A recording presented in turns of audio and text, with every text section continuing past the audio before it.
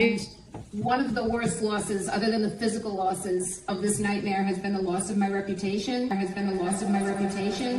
Can I have normal shoes, please, so I'm not on TV looking like this? Yes. But I don't want to be on Channel 4 in my pajamas. This is. I wouldn't worry about the news right now. Did he come and hit the back of my car, and I hit him in the knee, and he's drunk and passed out and asphyxiated or something?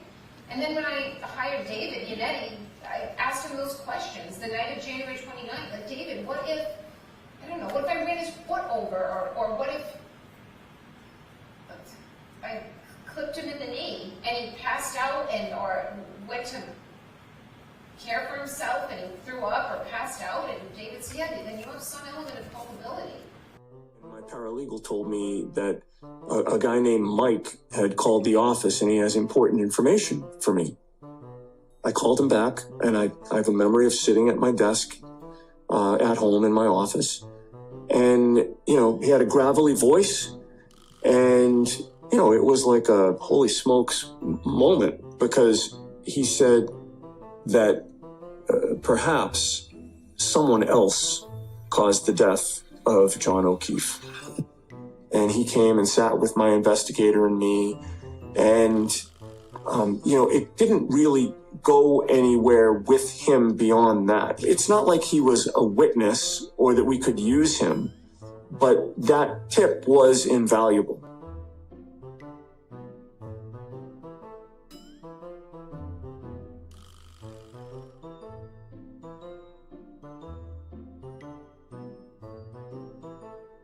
When someone comes to our office with credible information that a police officer may have been involved in a murder and underlying legal violations as set forth in the indictment, we're going to investigate that case every time. I'm not going to comment on how we get information.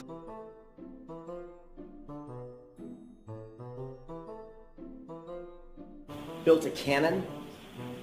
Yeah, it's pretty awesome.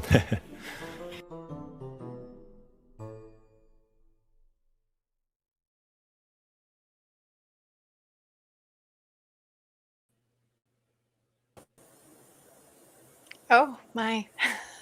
It's pretty awesome. So awesome. Yeah. I was just a want to great say, intro.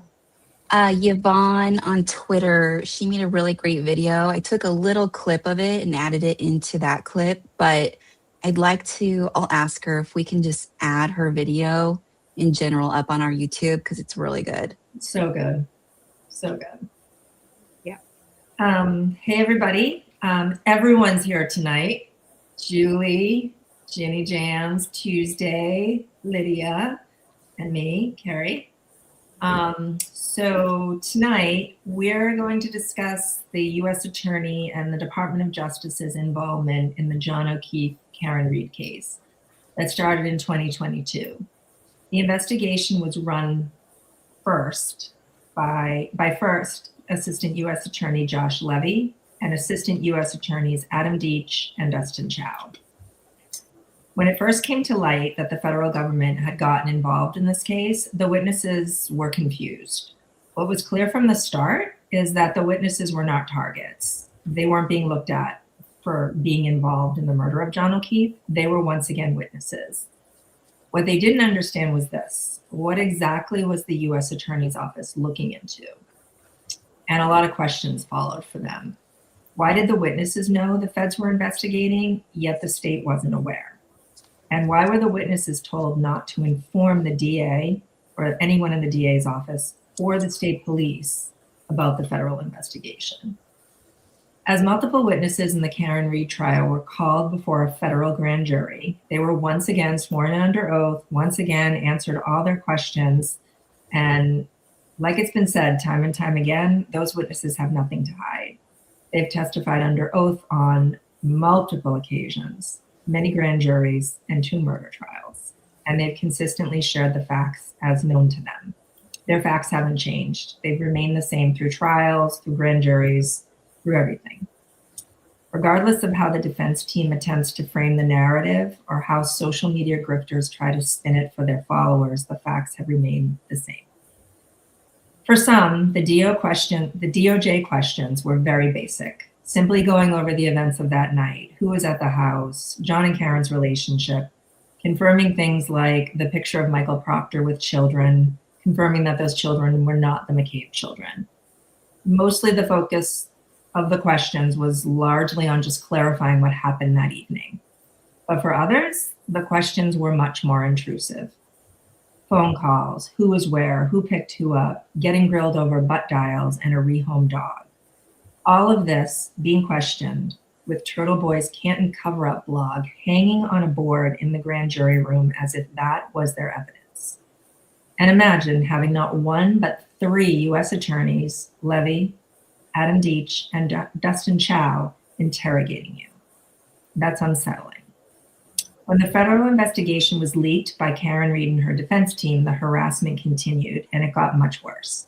Many, many emails were sent to the DOJ asking them to speak out and defend the witnesses, to let people know that they were not the targets of the investigation. They knew that the witnesses had nothing to do with John's death. They had their phone records, they had their data, they knew where everyone was, they knew who everyone talked to, they had all their communications, yet they remained silent. They would never speak out for them. Even the O'Keefe family, John's family, the victim's family reached out to the DOJ for answers and got no response. That's how much they wanted this hidden. So now we're going to pass it on to Julie, and she's going to walk us through the timeline and the story of the feds and Karen Reed.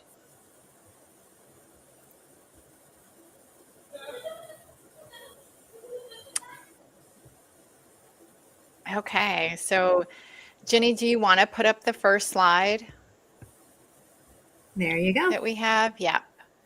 So if anybody follows me on Twitter, you know that I'm fascinated by the federal involvement in this investigation. Not fascinated in a good way. It's terrifying for me to think about this investigation. But we're going to start at 1/11/2022.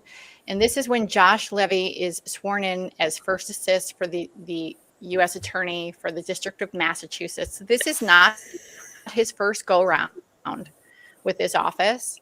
He was in that office between 1993 and 1997. He had a very, I guess you would say, good career with a prestigious law firm. He was at Ropes and Gray.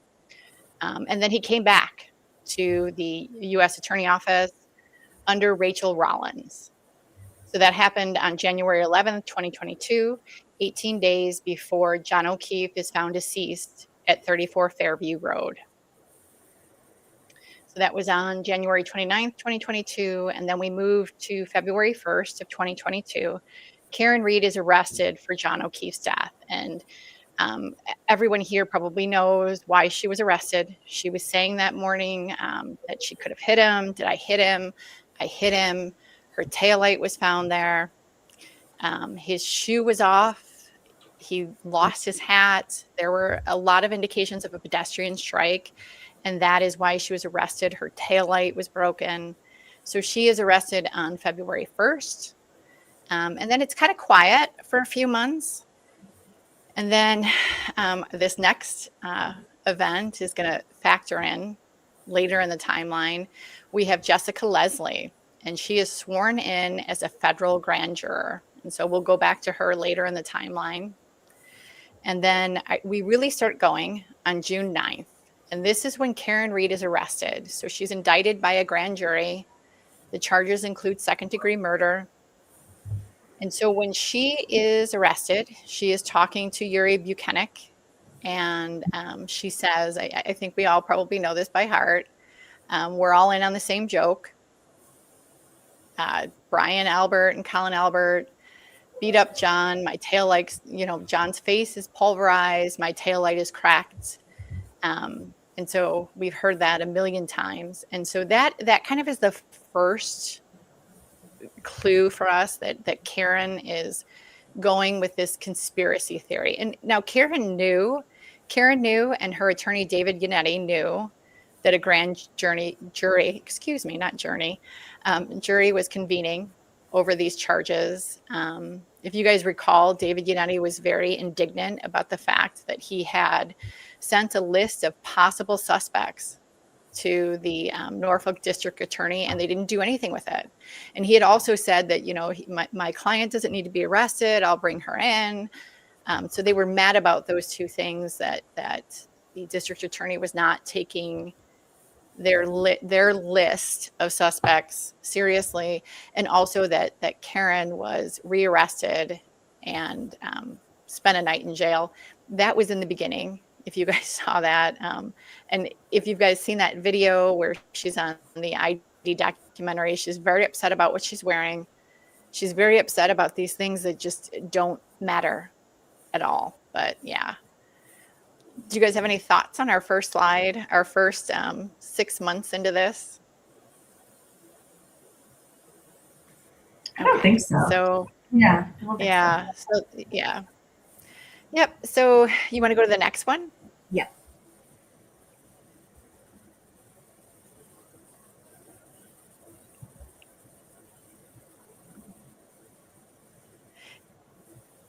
Yep. So Karen is arrested, and we saw she said it in the Dateline, and she said it, I believe, in ID. I can't remember for sure, but she's gotten arrested, indicted for murder. She starts reaching out to law professors. So she has this conversation with this Harvard law professor, and he tells her about Alan Jackson, and he tells her that Alan Jackson had this success with cell phones in the Spacey case. And if you guys remember, that case was dropped. And it was because of cell phones. So that happened sometime in the summer of 2022. I can't say the exact date, but it's sometime in that range. And then we have August 2022, and you're going to understand in a minute why I'm saying, and this is an estimate, I can't tell you for sure, but my belief is likely it was August of 2022 that Karen and Yannetti, and this has been said in open court, they go to the United States Attorney with claims of a cover-up and corruption, and the U.S. Attorney's Office opens up an investigation. That same month, Karen Reed hires Alan Jackson and Elizabeth Little. And so here is an email, and I have put this on Twitter before. It's super small, I can't read it. So the part that had leaked early on, I think even before the first trial, had to do with the payment arrangements. But there's more to this email, right? And so Alan is telling her, you know, hey, Karen, I won't leave you hanging, because she's upset, you know, not upset, but she's worried about the money aspect of this. And I don't leave clients in a lurch, and, you know, we can do whatever. And then Karen comes back with a very interesting statement at the bottom of this email. And it has to do with David Yannetti. And she says, this all looks good, but I worry about one possible outcome. David agrees to divide, and it should be conquer, but she says concur with you in the near term, but the arrangement becomes untenable down the road. I worry that his and your strategies and work ethics could conflict.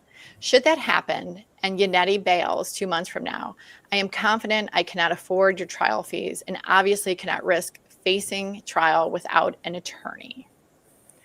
So it's a very interesting email from Karen to Jackson. So you have to wonder, what were they planning? What was she planning that maybe David wouldn't agree with or wouldn't go along with? So our next event is on 8/11/2022. Jessica Leslie, that grand juror, that federal grand juror that we saw on the first slide, begins leaking federal grand jury info. And she continues to do this until March 4th of 2024. On 9/1/2022, the defense is now forwarding every item received in the discovery from the Commonwealth to the feds. I think there might be some collateral. Is there a collateral that goes along with this one, Jen? Yep, I'm putting up right now. Yep. Yeah, so we've got a video of Jackson. Whatever information the ACRA authorities now are working on is information provided by Mr. Yannetti for his file. So there's two issues. I want to make sure I don't conflate these. Mr. Brennan mentioned a subpoena that Mr. Yannetti had received at his office. Mr. Yannetti, he brought it up in open court. Correct. That subpoena was honored, as we had to, obviously, as Mr. Yannetti had to honor it.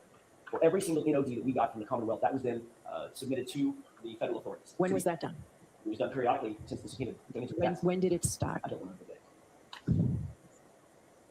September 1st, 2022. Thank you. I didn't remember the date, but it was very early on. So the Department of Justice, or the U.S. Attorney's Office,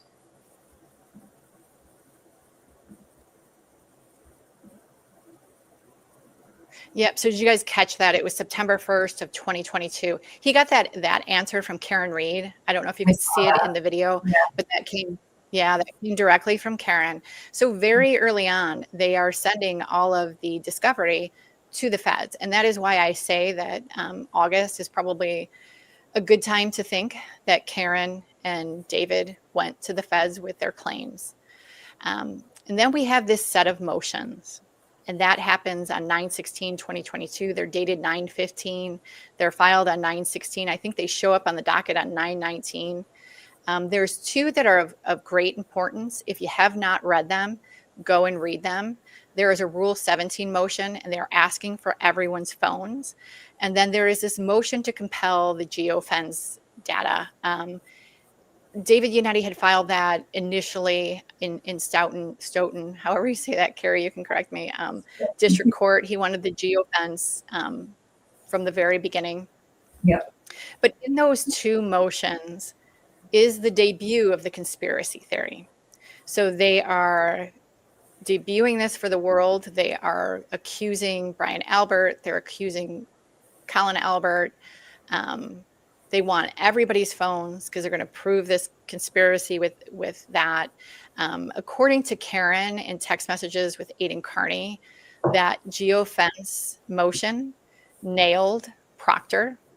According to Karen, the reason why when he initially sent the request to Google, she claims that he on purpose put the Google Play Store and that it would only include Androids. Now, Proctor does go and correct the request to Google, but Karen kind of withholds that from the content creators she told about this motion.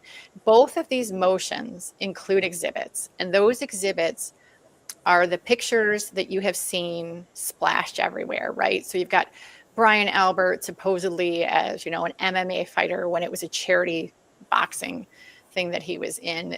The picture of Proctor with the two little girls that are not the McCabe children's and purporting them to be Jennifer McCabe's daughters. So all of those things are in these two motions. And again, if you have not read them, I would suggest you go back and read them. There is information in there that is clearly inaccurate, that to this day has not been corrected. Yannetti has not come back and corrected the record, but that's when you see those hit is mid-September. This is after Jackson is hired. And so it's my thought that in those two motions, that is the information they went to the federal government with. And so you'll see texts later on that kind of confirm this. But yeah. So I think we're good with this slide, unless anybody has any comments. No, I think what you said is right. It's true, right? Like, I think that what we thought all along was that Yannetti, somehow ended up with a private sit down with the FBI, which is, every defense lawyer would love to have that, right? Right. And say that your client's been framed. It's just, you just wonder, how he got it. And then, when things start coming out, like Karen Reed went to high school with another U.S. attorney and things like that, it kind of all falls into place, right? Right. Right, because initially when they were shopping this conspiracy theory, you'll see it in a trial transcript, a pretrial hearing transcript. They are trying to downplay this conspiracy when they gave the video of the taillight where she supposedly backs in and breaks it in John's driveway with the Traverse.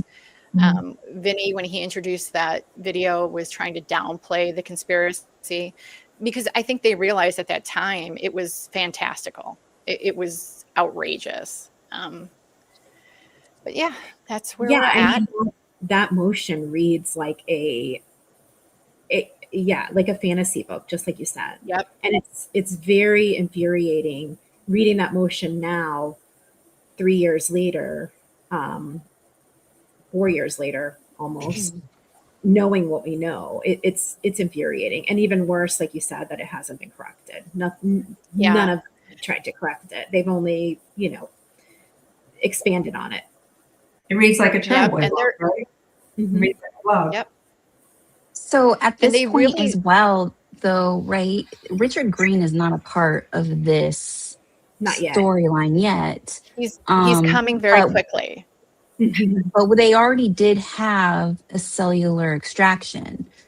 The first one that they had pulled that did not have the Haas long to dying cold. So I find it interesting how the reasons why Karen chose Alan Jackson. And it had something to do with his thing, right? With Richard Green and the Kevin Yeah. Spacey. So success with the cell phones. Yep. So that's why she chose him. So Yeah. basically, what it was with Kevin Spacey, too, I don't know. Do you know a lot about that case? No, I don't. So what it was just, so it's not like looking for something like 227. What it was is they got this young kid's phone, right? And got all his messages. So as an equivalent almost to Proctor, right? They found a lot of stuff on that phone that kid did not want coming out. And it was going to all be brought out in court. And then at some point, the kid and his mom were just like, forget it. We're Just not to kind of Yeah. ruin his credibility and character. Yeah. And probably, nothing, whatever, but just embarrassing. And Mhm. Yeah, it's a turtle And I boy think tactic. in that case, mom had deleted some stuff from the Yes, kid's phone. yes. And that's really when everything just went south because mom did delete some text. You're talking about a kid. Yeah. She deletes some of it and they grilled her and then it ended up being dismissed. Yeah, and it was Interesting. terrible. Grilling her like she was deleting him, admitting that the charges were bogus, just the same nonsense. Right. Right. Yep. Yep. So Yep. of course Karen ran to him. Yes. Yeah. Right. More than And so one of the things they said in those motions, it's in both of those motions, and they were predicating everything on it, was that Michael Proctor had how did he word it? It was a close and intimate or personal and intimate relationship with Brian Albert. To this day, David Yannetti has never corrected the record on that. Brian Albert and Michael Proctor had never met. No. None of these people Julie, they had still any say kind it. of, They still say it. yeah. They still say Yeah, he it's unreal. Yeah. Yep. So this next slide. Yep. So here we're going to see, this is when Richard Green makes his appearance. This comes from his testimony in the first trial. He had stated that Elizabeth Little is the one that hired him, and she hired him almost immediately after they were hired by Karen. And then we have this hearing, and it's on October 3rd, 2022.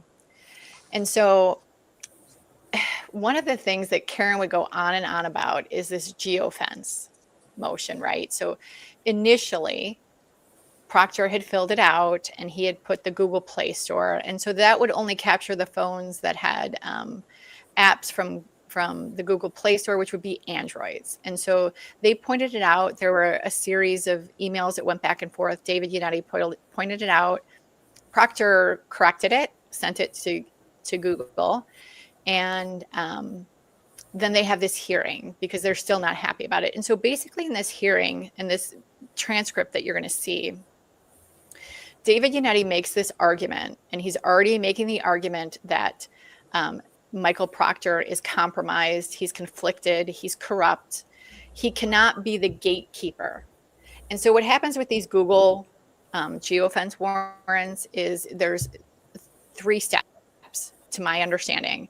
The first step is you would get back this list where the users are anonymized, and I don't know if I'm saying that right, but they're redacted, right? And so it gives you an ID for the phone. So they assign some numerical ID, and then it tells you where the phone was and at what time. So Yannetti is arguing to the court that Michael Proctor can't be the gatekeeper because he's compromised. And so I guess they're trying to say he's just going to say that there are certain phones that aren't there. But what happens in this hearing that was not televised, so a lot of people do not understand that this happened, is Lally basically says, hey, you can have the list. And Lally gives him the list from step one. And the reason why I think this is so important is because, like I said, you're not going to have the cell phone number, but you're certainly going to have the location and you're going to have the time. And David Yannetti and Karen Reed had that, right? So then, Jackson's hired, he has that. So they know what, if someone was there throughout the night after the people left the party. And the phones will come up, and if it's the same, same phone, it's going to have the same redacted number assigned to it. So you would know if a phone came back in the middle of the night, because remember, they're trying to say the body was quote unquote planted, right? Mm-hmm. So this whole time, they've had that list that came back from that geofence search warrant. And I don't recall at all, and I don't know, you guys can tell me, I don't recall anybody ever reporting that. I don't recall any content creator ever pointing that out, that she had this list. She had it very, very early on in October of 2022. You can see the next discovery, and I did not put it in this presentation, but I certainly can provide it to anyone that would like it. You see in the next discovery all those things being provided to the defense. So yeah, she had it, he had it, David Yannetti had it. And if there was any phone that had showed up, don't you think we would all know? Don't you think there would have been a hearing where they were screaming that they need to get that from Google? So, right here is where it kind of ends, right? I mean, yeah. You think so? So, yeah, you would think so. So after that, we have 11/22/2022, and there is some media that goes along with this. And this is when the U.S. Attorney's Office issues a subpoena to David Yannetti for his full case file. So, so this is from a motion when we were going through all that ARCA stuff. And so you can see it right there. David Yannetti says, dated 11/22/2022, he got this subpoena and asking for all of the Commonwealth discovery. So all along, they were sending everything that the Commonwealth gave to the defense in discovery, they were sending to the U.S. Attorney's Office. Yep. So do you want to go on to the next spot on the slide? So then we see, oh wait, let's go back for a second because there's a really important one that we missed. Oh, yep. Sorry about that. Yep. So December 5th, 2022. This is before 227. This is just with that fantastical conspiracy theory. The U.S. Attorney's Office requests data from the Alberts and the McCabe's from their Apple data. So that is the first time the feds access data from the Alberts and McCabe's that early on, December 5th of 2022. And so before we go any farther with this, because you're going to see, this is the first time the feds request their Apple data. They do it again. When the federal government issues a search warrant like this, and they're accessing your data, you as the user, you're notified by Apple, right? So it's usually at least 90 days. Sometimes it's kept from you a little bit longer than that, depending on whatever the feds put in their request. But you are entitled to the information that the federal government used to get your data. Yep. To this day, the witnesses have never been provided with those search warrants. They are entitled to them. So the U.S. Attorney's Office keeps blowing off these witnesses. Their privacy, in my opinion, their Fourth Amendment rights, they were violated. Mm-hmm. When we look at what Karen could have possibly brought to them, which was pure ridiculousness, and the U.S. Attorney has not responded to their requests. So I think a lot of us, we were blind for a long time. I had discussions with people, and we really thought that the feds, sped up their investigation once the false 227 was found.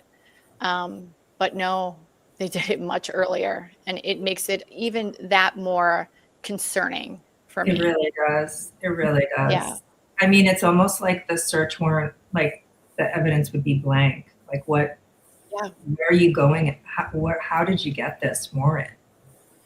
And it's at the heart of our freedoms from a tyrannical government, right? Yeah. So that's why you have the right to that information. That's why there's a standard for probable cause, because that is our protection against a tyrannical government. So all these people who are screaming about a conspiracy, what if this had happened with Karen Reed? What if this information had been withheld from her? Mhm. Yep. Because I don't think in any world that the FBI goes and, gets warrants for people's phones because, Tom Beatty said that Colin Albert called his daughter at 1 a.m. Exactly. So I mean, that's insane. Yeah, there's a reason they won't Yeah. turn it over. And I think it's because they would be very embarrassed and perhaps have some consequences to go along with what happened here. Yeah. But it's ridiculous. I mean, multiple witnesses have requested these items multiple times and nothing. Yeah. And this is what people should be screaming about. Right. I mean, scream about the First Amendment all you want, but you should also be screaming about this, because I think it was you, Lydia, that said, I mean, what if this was you? Yes. But the fact that they can do this is very scary, actually. Yeah. And the audacity of bringing a civil rights action against the witnesses in this case, when this is what the witnesses are dealing with, an actual violation of their civil rights and their right to face their accuser. Yep. But I think that's why she does stuff like that, right? To cover all of this stuff, she always jumps in front of it. Their civil rights have been completely violated, yet she's suing them for violation of her civil rights. It's every accusation is a conviction. Yeah. Yeah. Oh, Yeah.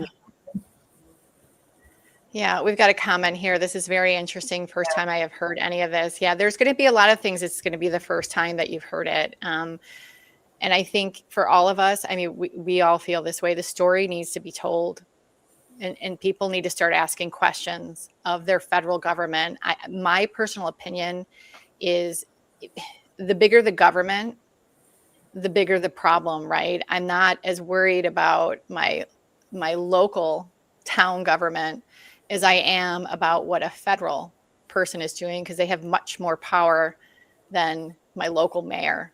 Yeah. So, yeah. Yup. So we can go on to the next one. Deep breath.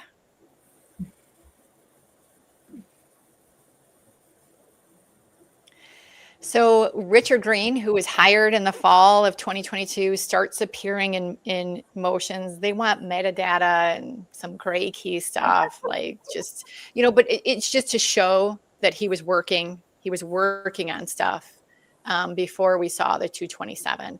And this next one, we have some media to go along with it. Green, quote unquote, finds the 227. So we have got, here we go.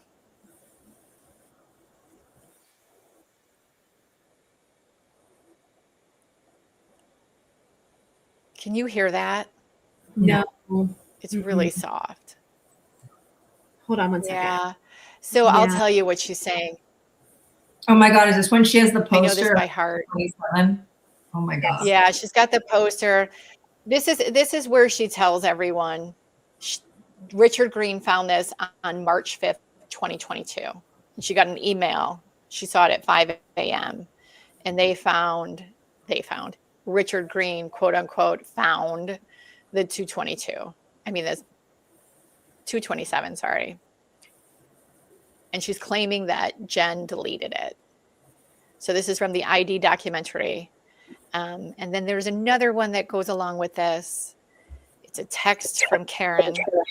This text is at the end of April, the text we're going to show.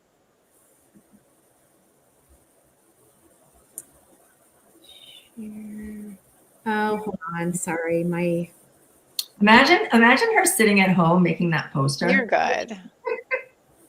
There was a lot of poster board consumed by the Reed family throughout both of the trials. Yeah. They were, if you were anywhere in the greater Boston area. Karen loves her posters. Yeah, if your office, Max, was out of poster board, talk to the Reeds. Hold on one second, guys. Sorry. That's okay. I Yeah. actually just wanted to say something about Richard You're Green because good. we're getting close to the point where Turtle Boy is fed the information about Richard Green. And I will point out that he asked some questions about whether or not he had ever done this kind of work before because he was unable to find anything on him, much like many of us were unable to find Mhm. it. So he asked a couple questions of Yannetti in text messages about, I can't find anything on Richard Green. It's like he doesn't exist. So Yeah. just putting that out there. And I brought this up before, but it always bothered me that his business was called US, I think it was like US Forensics or Yeah. United States Forensics, something like that. Sorry guys, I have a head cold, so I'm trying not to talk much, but it just felt misleading, just the title of his company. Yeah, because it looked like he worked for the government. Yep. Yeah. Absolutely. Mhm. Yeah. There you go. Sorry, I accidentally hit stop sharing instead of changing the tab. This is the first time I've You're done good. So It's good. So in this text exchange, Aiden is getting very irritated with Karen and the intermediary. He's not believing their story, and this is after he's published his first blog. So he's in deep at this point. And so this is a copy and paste from Karen, and it says, "Ari, the Google search. The feds have that as well. So it's been validated by the FBI. Sure, Jan." And then she says, and this is the end of April, she says, "We found that over 2 months ago." So my point in this is that before Karen did anything with it in the Commonwealth case, she gave that to the feds. She gave that 227 search to the feds before she filed it in court. Yeah. My personal belief, and I'm just going to tell you my thoughts on this, Karen was using all of this. She wanted this case dismissed. So she was trying to put pressure on Morrissey's office. Yes. Yeah. So thoughts, That guys? was, What do you think? Julie, that was one of my favorite parts when, speaking of the 227, when Jackson was yelling in court once that an FBI agent trained at Quantico confirmed the 227 search. I mean, sir, every FBI agent is trained at Quantico. Like, what are you even talking about? And, you know, just to clarify, the defense was sharing only their results and their files with the feds. They gave them only Richard Green's 227 report. So that's what the feds got. So of course the feds, when they got it, they thought they saw 227, but the FBI agent at Quantico knows full well that the search aligns with Whiffen and Hyde's 623 and 624, hence why we never heard from them again. Which, by the way, is exactly what they did with Vanity Fair. Yeah. Remember? So they had hired, I don't know if they hired, but they had reached out to a Purdue University professor and provided him very limited information and provided them Richard Green's side of the stuff. They didn't even know, the guy did not even know that Ian Whiffen testified until afterwards, and they misled the readers into thinking that the Purdue University professor had all the information when he said that the 223 time stamp looked like a Google search. So it was very misleading. They're very good at misleading people. Right, which is what they did with the FBI guy. I mean, you hand him Richard Green's report, that's what he thought. So it's really sad. Lying by omission. 100%. And so I'm pointing this out to you guys. So on March 22nd, 2023, Karen Reed receives a copy of her own phone extraction. So she's got her phone extraction. It will be months after this before the Commonwealth gets her phone extraction, right? So she dragged her feet on the TAIN team. They dragged their feet on the privilege log. So she really like put off the Commonwealth from seeing her phone extraction. And so on this same date, Apple, again, receives a legal request for Brian Albert's data. So again, we've got the feds going in and they want data from Brian Albert. So then on March 29th, 2023, and we've got some media to go along with this. We find this out much later, 2 years later, we find this out, but David Yannetti sends Karen's best, quote unquote, best recollection of events to the feds. So let's listen to David. Or Hank, I can't remember which one I pulled, but. This one is Hank.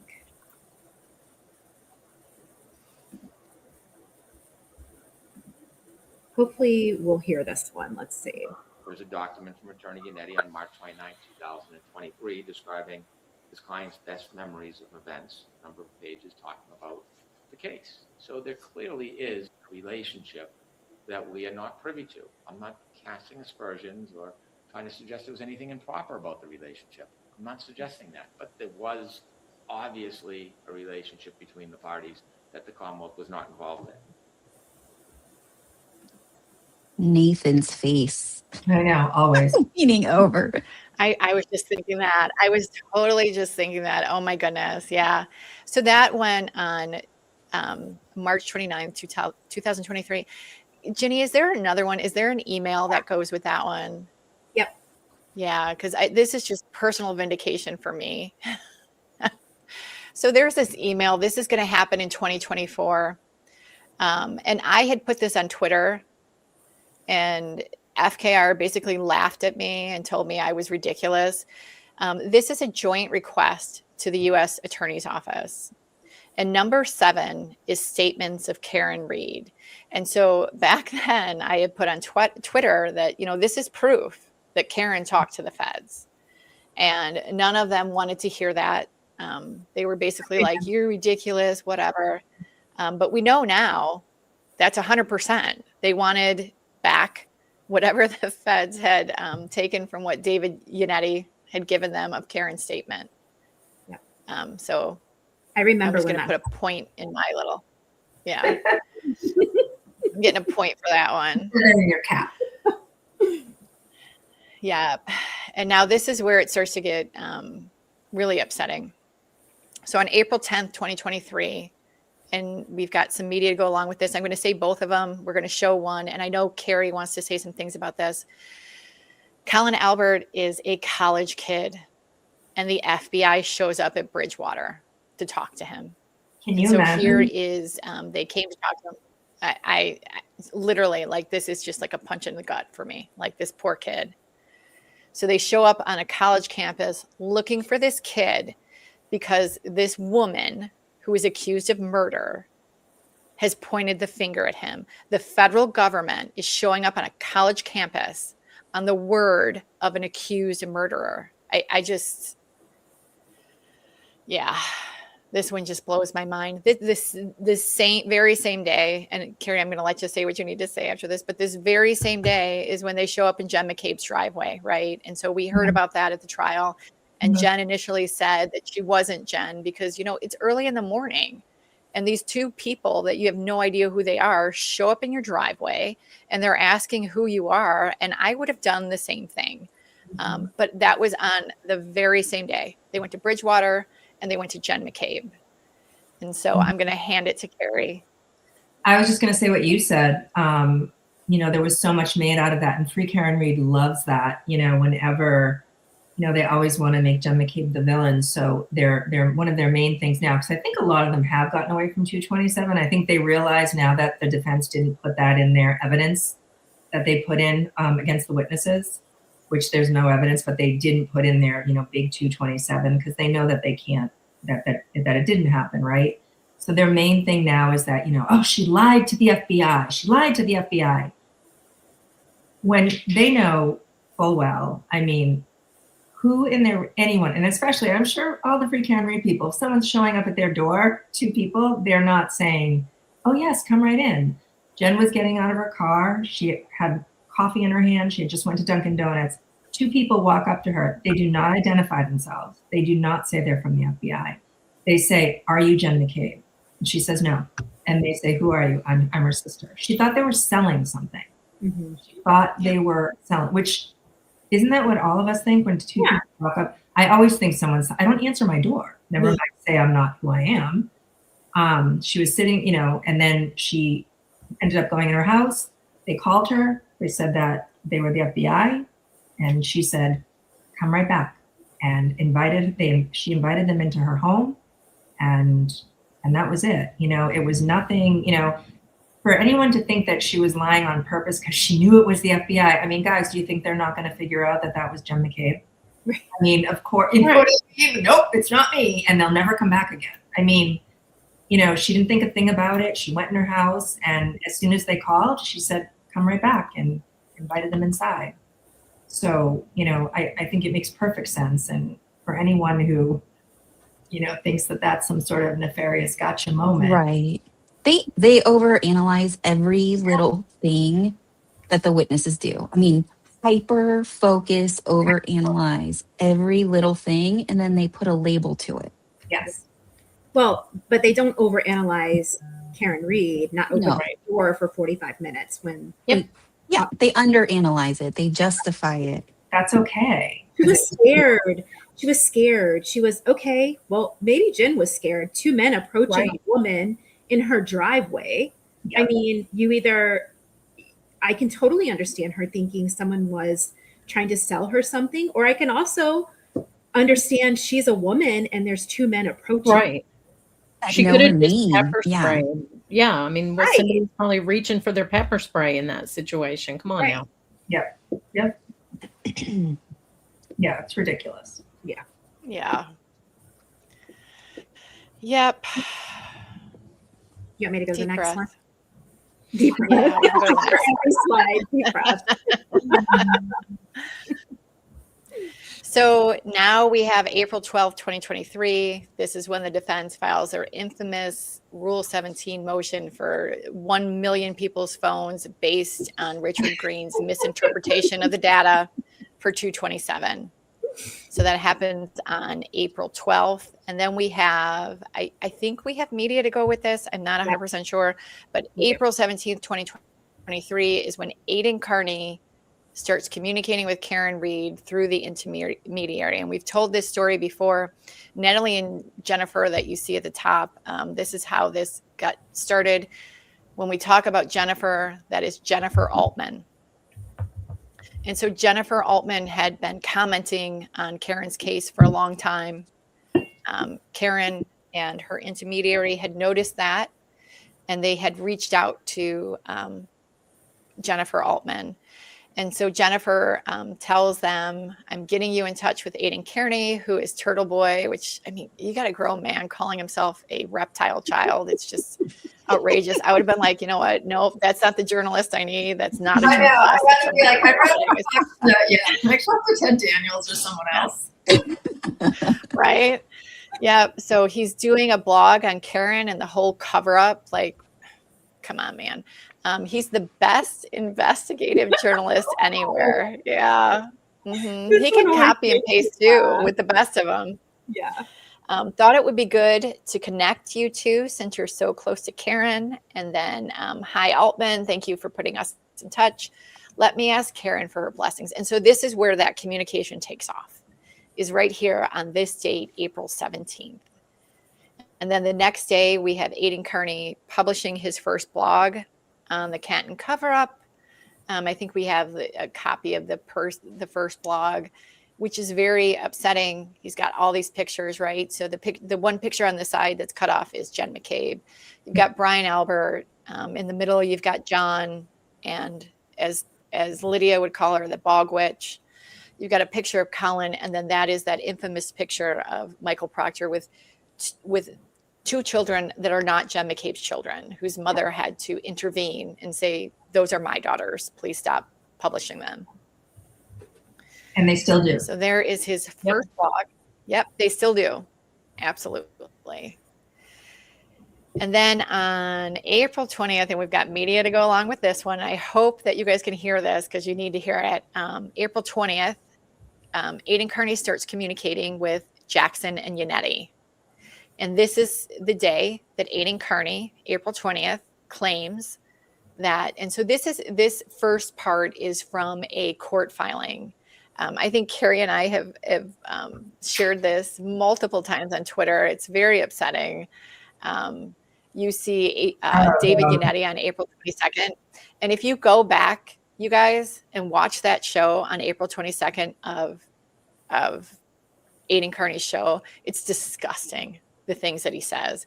And you've got David Yannetti saying that was priceless, dude, in all caps, great fucking show, really enjoying the turtle reporting. And you've got these other things, at the end of May, he's telling him you're a class act. Karen, her parents, thank you. And so just so you know, in those texts too, there's confirmation that Karen and her family are watching the show, which is really upsetting because of how hard he goes at the O'Keefes and the horrible things that he says about the O'Keefes. And the Reed family is sitting there clapping about this. And so is David Yannetti. And, at one point he tells him, and I think Carrie and I have shared this show so many times, you're doing God's work. Dear God. Yeah, he was not doing God's work, right? Mm-hmm. Yeah. And so look at this comment, Julie, which is so true, right? Tom Beattie could have cleared up that photo, but he never did. He knows the children very well. That's very true, Larry. Yep, Larry, you're right. Right. Mm-hmm. And we have this video of Aidan, and I hope you guys can hear him. And, they alert me. I get in contact with their attorneys, and they alert me of this federal investigation that I was unaware of, right? And but it worked out for them because, remember, Alan Jackson told me about the federal investigation in like April 20th, I want to say, and I reported on it. And then what did he do? In court on May 3rd, he's like, it has been reported in the media that there's a federal investigation. It was only reported by me because he told me, but it was true. It was 100% true. But you see what I'm saying? How this idea that I fucking benefited from this is fucking more than them is fucking insane. It's fucking madness if you actually believe that. Like literally, he wanted the world to know that a federal investigation was going on into the McAlberts and into the Commonwealth. So he told me that. I reported it. Okay. And we know this because they have my fucking phones and they've gone through this. So it's not a fucking secret. So he gives me this shit. I report it. And then he says in court on May 3rd that there's an investigation, a federal investigation. It's been reported, he said, right? By me. That's fucking crazy. Without me, who's reporting that? How does he get that out there? How does he get news of the federal investigation out there without me? How do they do it? He can't go online and post it, right? So they're going to use me. So this idea that I benefited more from this is fucking retarded. If you believe that I benefited more from this relationship than she did and they did, you're fucking retarded. It is a complete dishonest revision of fucking history. That's what it is. A fucking lie. A fucking lie. And throughout our relationship, Karen wants her story out there. She wants her narrative out there, which I agree with. I'm not some person that would fucking post something. I mean, does anyone not agree with him? He's not wrong. No, he's not wrong. And they did that with Voss too, right? But I'm just going to say, I mean, who benefits any more than her? She's not in jail right now. And it's exactly all because of him. I mean, honestly. Yep. Yeah. It's not wrong. Yeah. They're all going to regret that video at some point. Yeah. Yep. And so then we have one more media piece to show you that on that same day where Aidan claims that Alan Jackson told him about the federal investigation, he publishes a blog with the information that came from Alan Jackson. So here we've got it again. He's got Brian Albert with Colin Albert and another, I think it's Colin's brother and Jen McCabe. And so just as he said, April 20th, 2023, Alan Jackson tells him about the federal investigation. And guess who publishes a blog? Aidan Kearney. Yeah. Jen looks so young there. I know. She does. She does. We go forward. Yeah, we can go to the next one. We'll take our deep breath and move forward. Yeah. Yeah.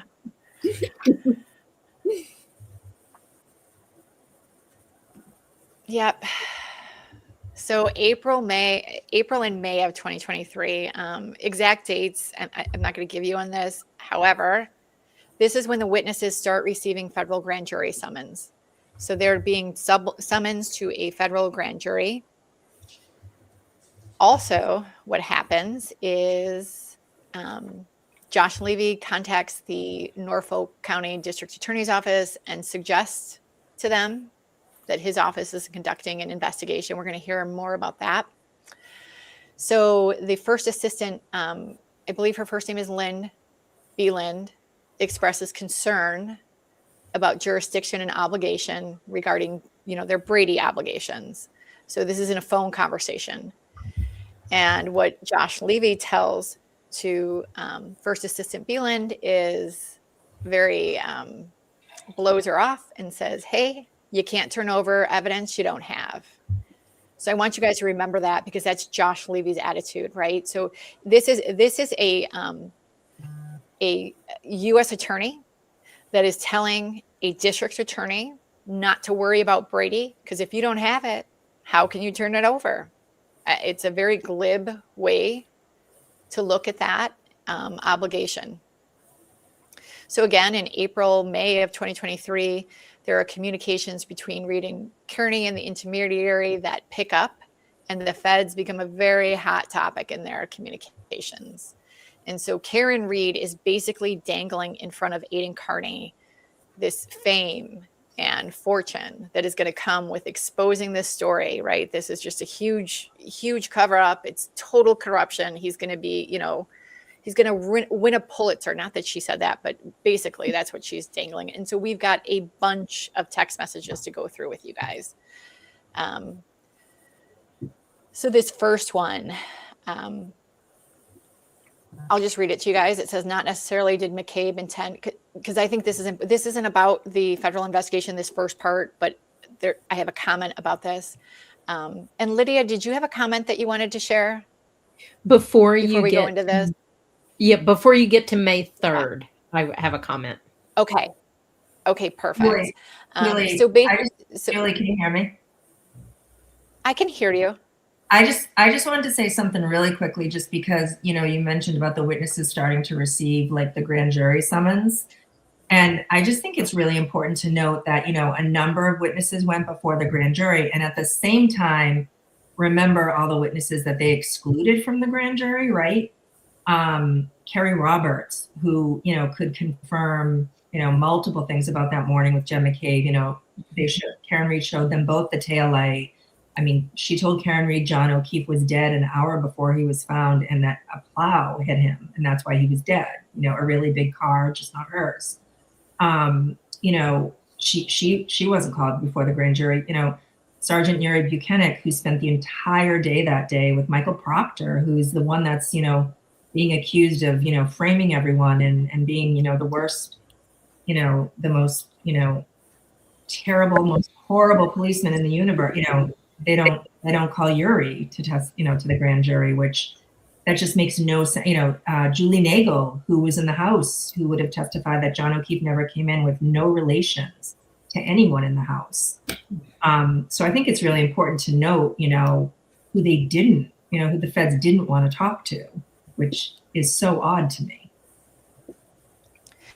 So that's a great point, Carrie. And I think this is a great time for me to share something that someone on Twitter, a very smart person on Twitter, had shared with me. And that is that none of the first responders were interviewed by the feds, right? So if you want to know what was happening that morning, why wouldn't you talk to the people that were on the scene?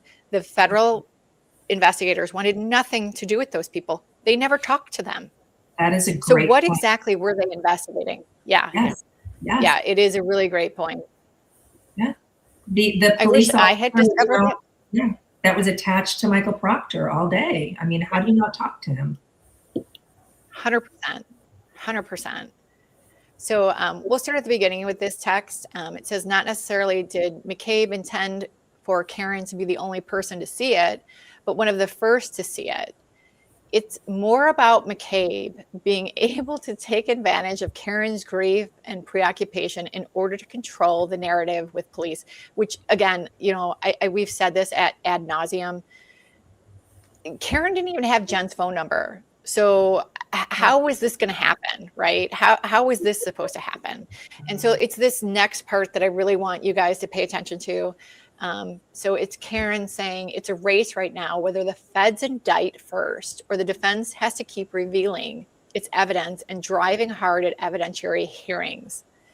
So this is a theme, right? This is a theme that goes on throughout all of this. And we can go to the next text message, but keep that in mind as you think about this case. Think about what she says right there. So this next text, and all of these texts are happening April to May. And this is Aidan Kearney with the intermediary, the copy and paste from Karen. So the next one after that is not public. The feds have been involved longer than anyone is likely guessing. And again, my guess is August of 2022. And so Aidan says, really, can you chat? And this part just cracks me up. And I know this is from the intermediary, and I know from speaking to her, Karen had her in a tizzy, and Karen had her believing that her phones were tapped. And we're going to get into that when we get to that text message where Karen talks about that. But I mean, so she says, I'd stay off the phone, just ask me your questions. So you can see the hysterics that Karen has people in over this. And so the next text message, if we can move forward, says, so this is about the federal investigation. And Aidan says, how do you know this? How long? And so the reply is, we can't really reveal anything more than our motions. We can only point out where this is headed using Proctor's own reporting and where his holes and lies are. And again, Proctor was the weak point that they were going after. They were going to pin it all on Proctor. And so the next text message says, what report? We kind of skipped a few that didn't have to do with the federal investigation, but this one says, what report? The one you sent me.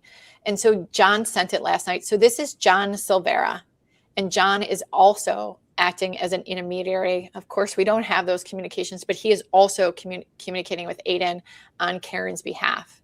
And this is Karen. And Karen says, anyone who questions the objectivity and veracity of his reporting. So this is for anybody saying, Aidan's not telling the truth. This is the reply she's giving. The U.S.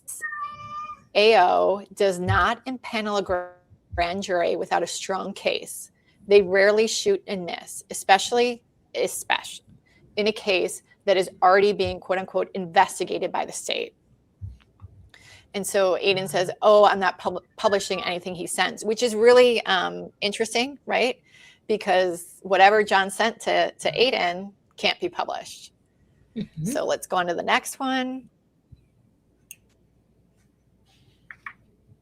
And this one says, and this is really important, you guys, I won't use any grand jury testimony. The formatting is obvious, different from police reports. Grand jury testimony can't be given to anybody. You can't be doing that. That's against the law. You can't do it. And so there was obviously concern about that. And the reply is, I understand. So when Aidan says he wasn't given grand jury minutes, he's a liar. He was. And here is him confirming that he got those from Karen. Someone messaged today and said the DA's office had a big announcement tomorrow, but no way to verify. Sometime people just want to feel important, right? Yeah, we're going to see this later. Thank you. Know that I truly appreciate all that. Okay, so we can go on to the next one.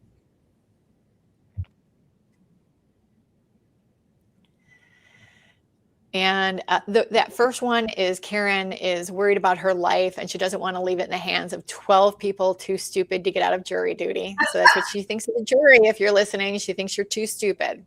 Is she wrong? Yeah, no, she's not. She's not.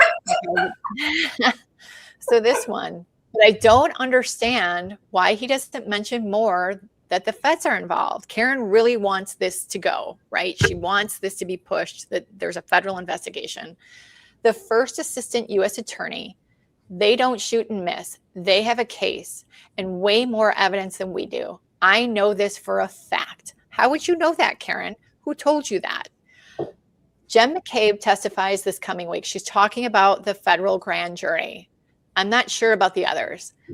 This is not going to trial, and in parentheses, for me. So again, Karen wants the case dismissed, and she thinks that because she's got this federal investigation going, the federal grand jury is going, I think she believes that the Norfolk District Attorney is going to drop the case against her. Yep.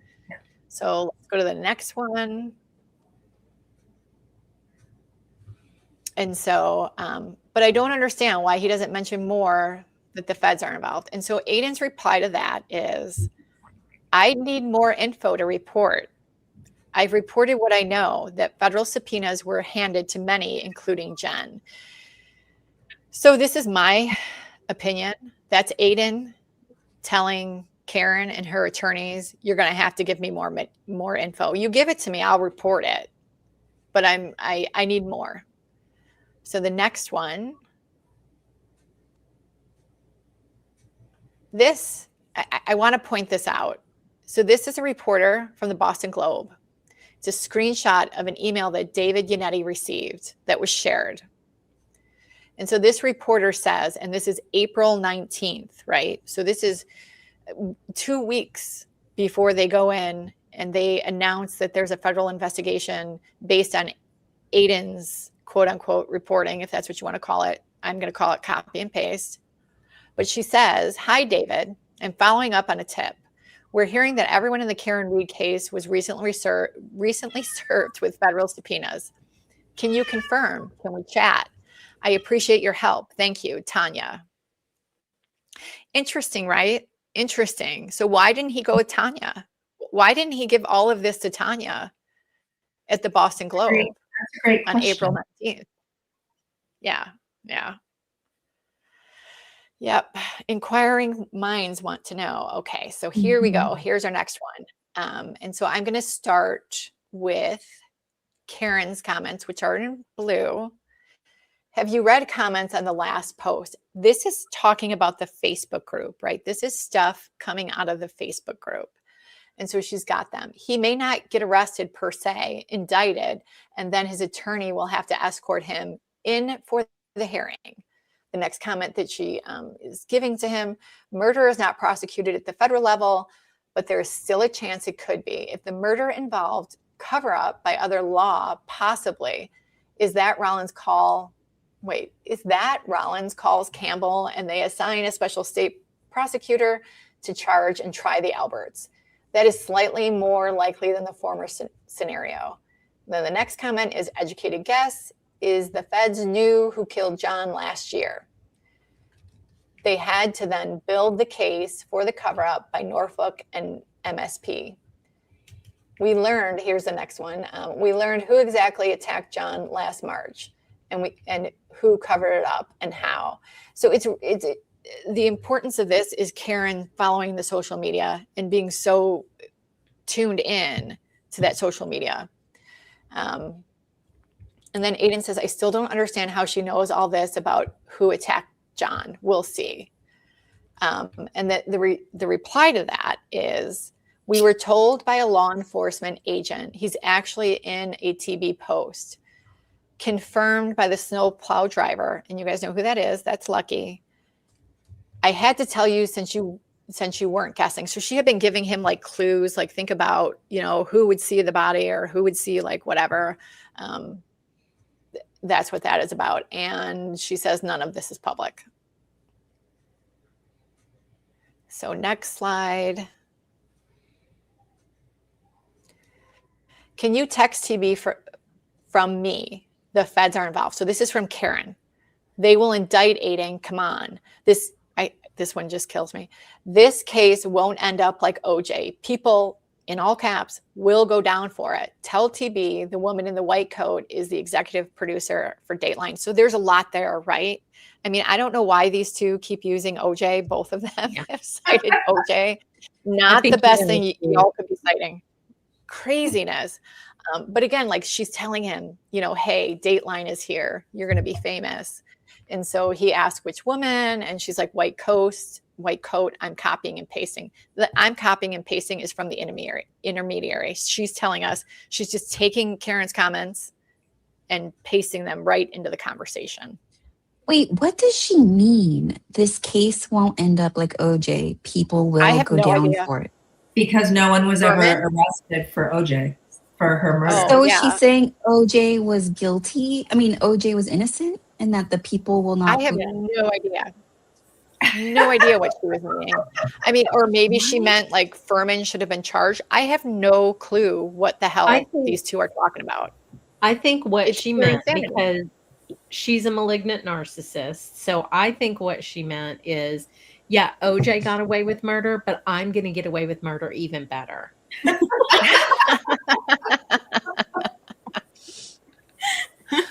I mean, when I read texts like this, right, and I don't mean this the way I say it, because he is such a terrible person to everything that he's done to everyone. But if he wasn't the way he is, Turtle Boy, right, you would have to show him some grace, right? For all of these text messages from her, you know, the feds are involved and you're going to be famous and Dateline and yada, Yep. yada. It's so crazy to read all of this. He like, if you pay attention to it early on, he was asking good questions. Like, Yeah. what you could tell he was actually logically trying to understand this and being like, wait, this doesn't make sense. Right. You know, explain how John got on the lawn at, you know, explain how this connects. But you can see almost the exact shift of when he was like, yeah, and then there's either, like, yeah, no more questions. Then it's just yeah, all in, no matter what.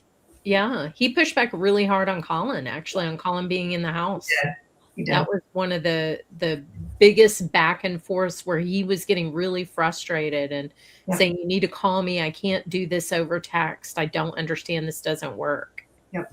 Yeah. Well, imagine how many times she probably screamed at him on the phone. Oh, yes. Absolutely. So he probably was like, okay, I'm done. Yeah. Like, I'm not questioning anymore. I can't take those calls anymore.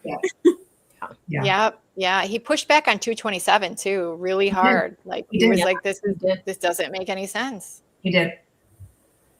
And on Richard Green. Yeah. Yep. So our next text. Hold on one second. Share this instead. So this is about that May hearing. And so she's saying 2 p.m. is court, no new info, just that they are already presenting the case to the grand jury as we speak.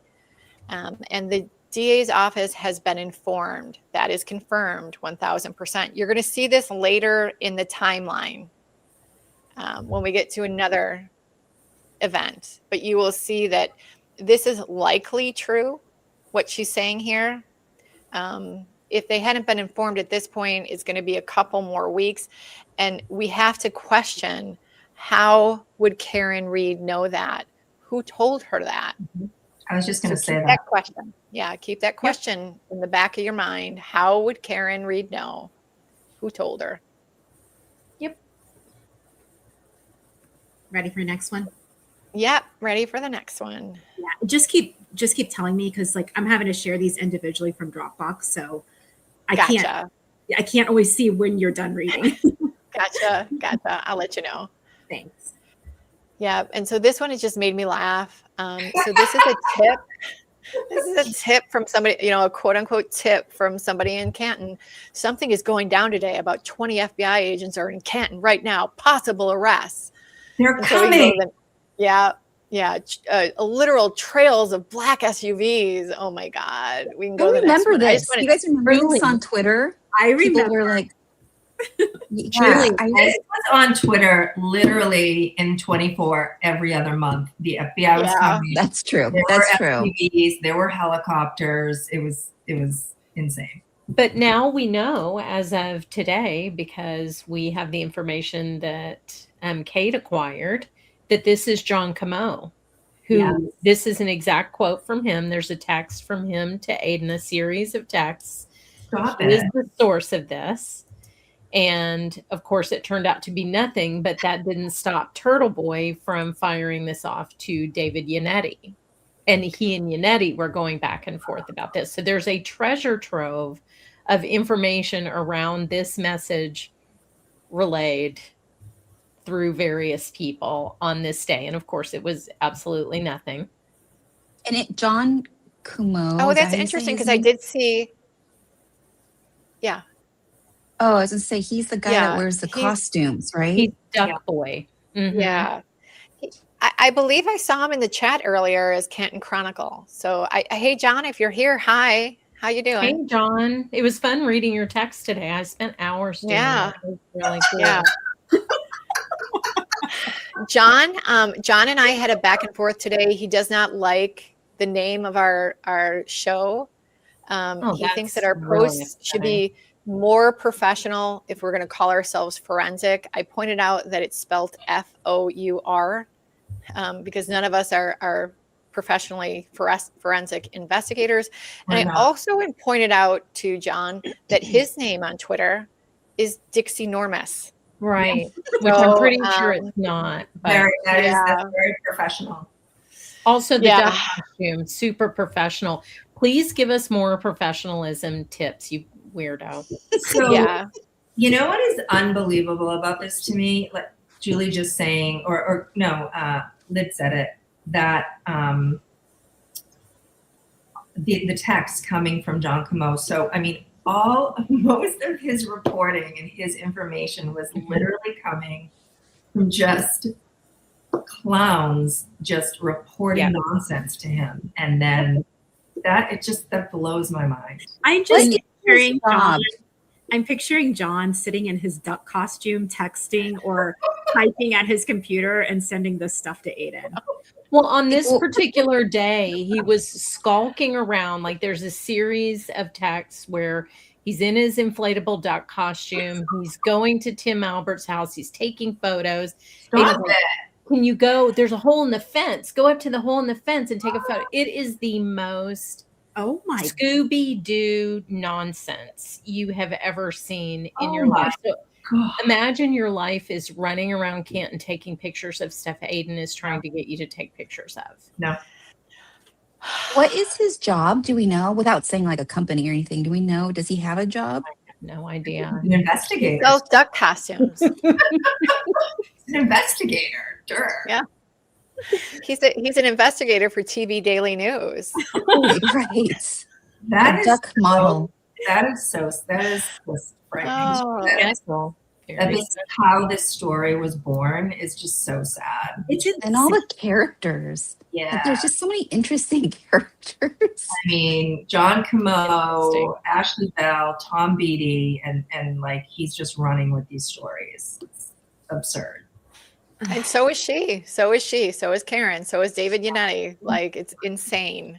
Yep. Insanity. I mean, you can see now why, like the questions that David asked, like, you know, if Colin's jersey 34 represented 34. I mean, that's the type of insanity they were all involved in. Yes, I mean, you're right. You're right. Actually, you're right. They were all in. I mean, they loved it. They loved it. Yeah. Yeah. Yeah. I love this comment. Imagine trying to explain this to someone not in our No. My husband looks at me like I'm insane. I know. Yes. It's so hard. Yes, Oh my we were gosh. talking about this on Spaces once. I was like, you know, you go, especially back in the day, early on in trial one, it's like, okay, so there's this guy, he's like a middle-aged man. He identifies as a turtle boy. And then there's this lady who brings a bird who has a cape. And the cape says Free Karen Reed on it. It's a big part of the protest. And then there's this bikini model attorney who goes on and just repeats, and furthermore, do you remember her? I do. Went on and What was her name? It was De Laguna or something. I can't remember her first name. And then the blue head to toe suit person weirdo that looked like they were from the Blue Man Group. Yes. What? I don't remember that. They were, because they were making fun of the expert with the blue paint. So she dressed in a blue bodysuit and just like skulked around being a weirdo. All right, y'all, let's get back on track. We're only on page 2. Yeah. Yep. So the next text, we'll try to go a little bit faster through these because there's a lot of them. The next text is So this is really important. So Aiden had given her some names of U.S. attorneys, Levy and Deach, and she says to him, bingo, was in reference that you got the names of the AUSAs correct. So how does Karen know that? Another thing, just put it in the back of your head. And so this is a I think this is a source, quote unquote source for Aiden, and he's saying, oh, she spoke to David, I'm guessing. And then the response is, I don't know anymore. We can go on to the next one.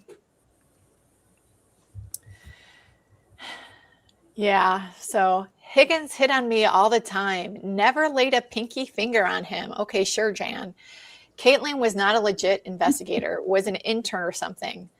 And now that we're going back to the FBI was in Canton. Tell him that tipster is bad, not public. Levy confirmed. No swarms of FBI were in Canton 2 days ago. Are you telling me, Karen, that you or your attorney has a direct line to the U.S. Attorney's Office, to the person in charge of the U.S. Attorney's Office for the District of Massachusetts, and they are confirming to you whether or not the FBI was in Canton? Or did you make that up? I can't. I think that they do talk, that Yannetti talks and Jackson talk to him all the time. Yeah. Yeah. Sure seems like it, because she hits the nail on the head a lot of times. So the next text. Can I just say before we move on? Sure.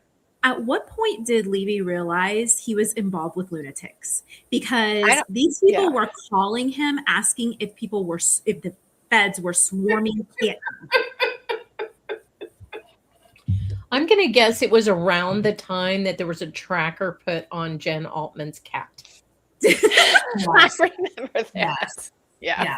So the next text is, what is he planning to talk about? We are talking about what Aiden is going to talk about on his show, and Karen has input on that. So that's what I want you to remember about this.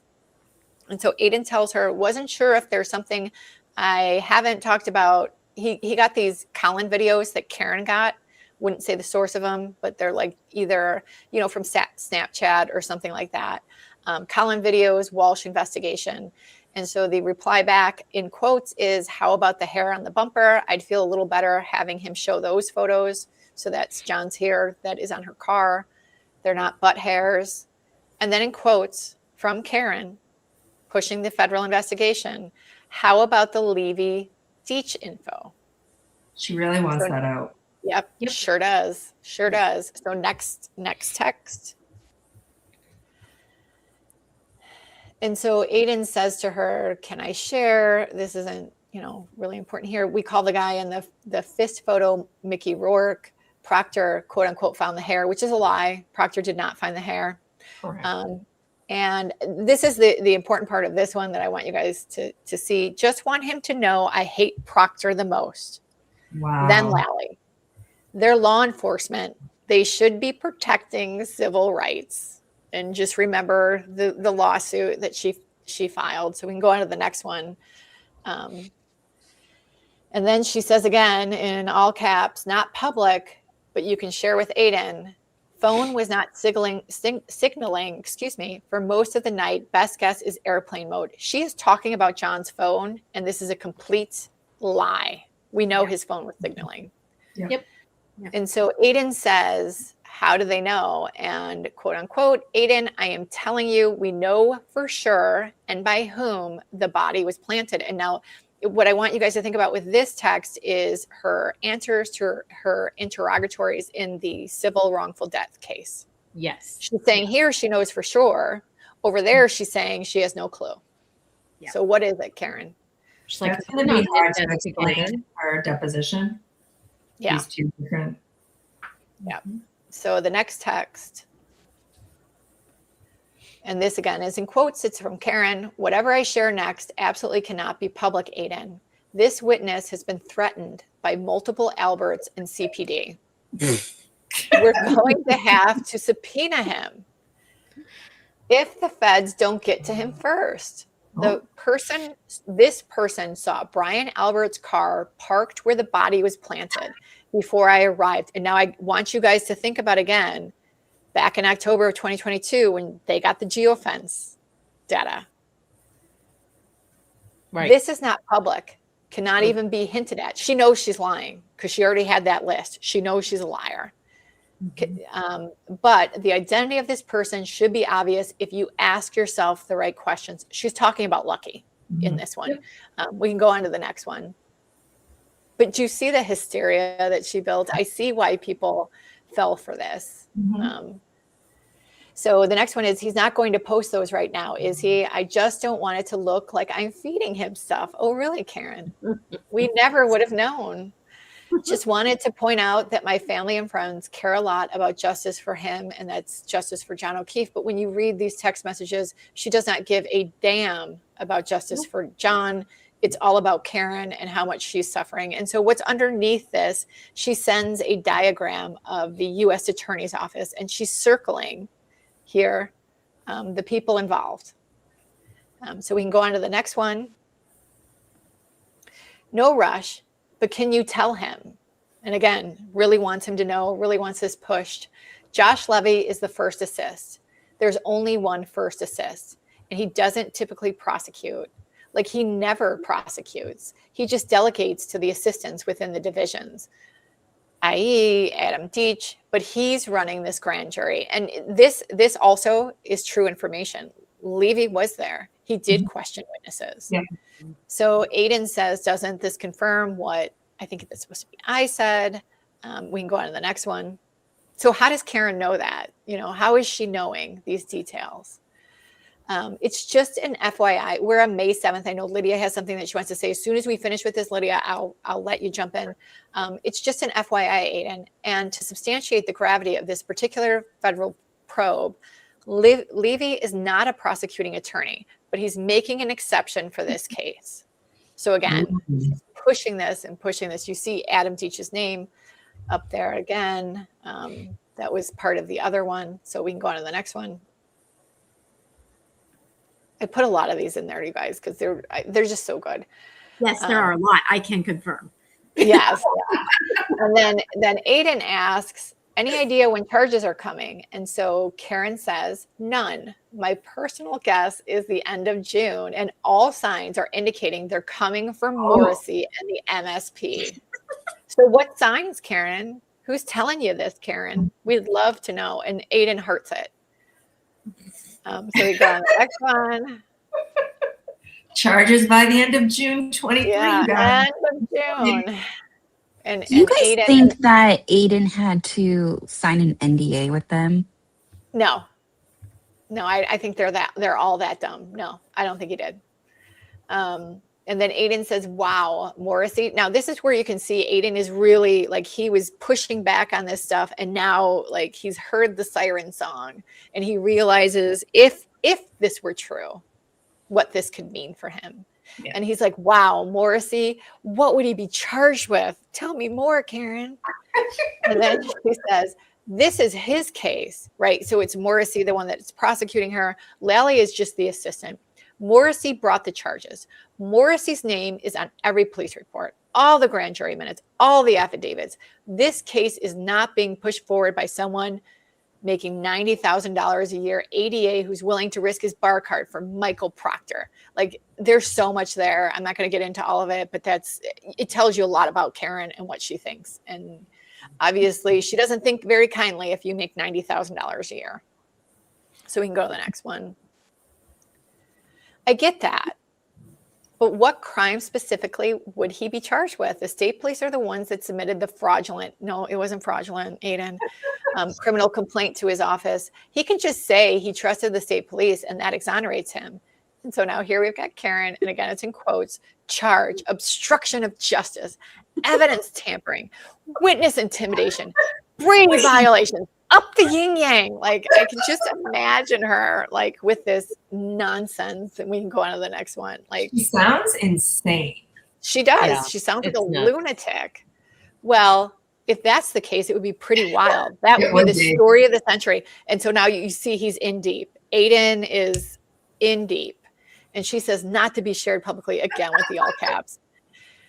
And I got some things to say about this. DA's cell and office phones were tapped several months ago. They've got them knowingly, actively hiding exculpatory evidence. I mean, okay. So this is also, Sean McDonough told us at the end of October of 2024, and Sean McDonough is a DEA agent, and this is the text that drew him in, and he said that he believed her because how would she have this kind of terminology? Well, let me tell you something, Sean. Karen watches a lot of movies. A lot of movies. A lot. And but some as of them far are as just inside your head. Yeah, as far as wiretap information, let me tell you something, you guys. As an American, you should know this. The Fourth Amendment, we all take very seriously. Wiretapping someone is a very serious thing. And because of that, our Congress made laws. That information about wiretaps, though it's blinded, is available to the public. Everyone that gets a wiretap, the U.S. Attorney's Office, the state, whomever it is, has to submit that information to Congress. It's compiled and it's released to the public. So this is what I can tell you. In 2022, it's a great database. If you guys ever want to go in there, U.S. courts, wiretap information, you can find this information. 2022, there were 2 wiretaps by the U.S. Attorney in the District of Massachusetts for corruption. They were in November of 2022. Led to no arrests. Two, where Karen is like trying to make everybody believe that everybody's phone is wiretapped. Girl, no. And then in 2023, we had 1 for corruption.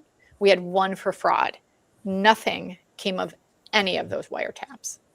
Do I think any of those wiretaps were actually Morrissey? Absolutely not. I think Karen is living in fantasy land. But I'm telling you, terminology?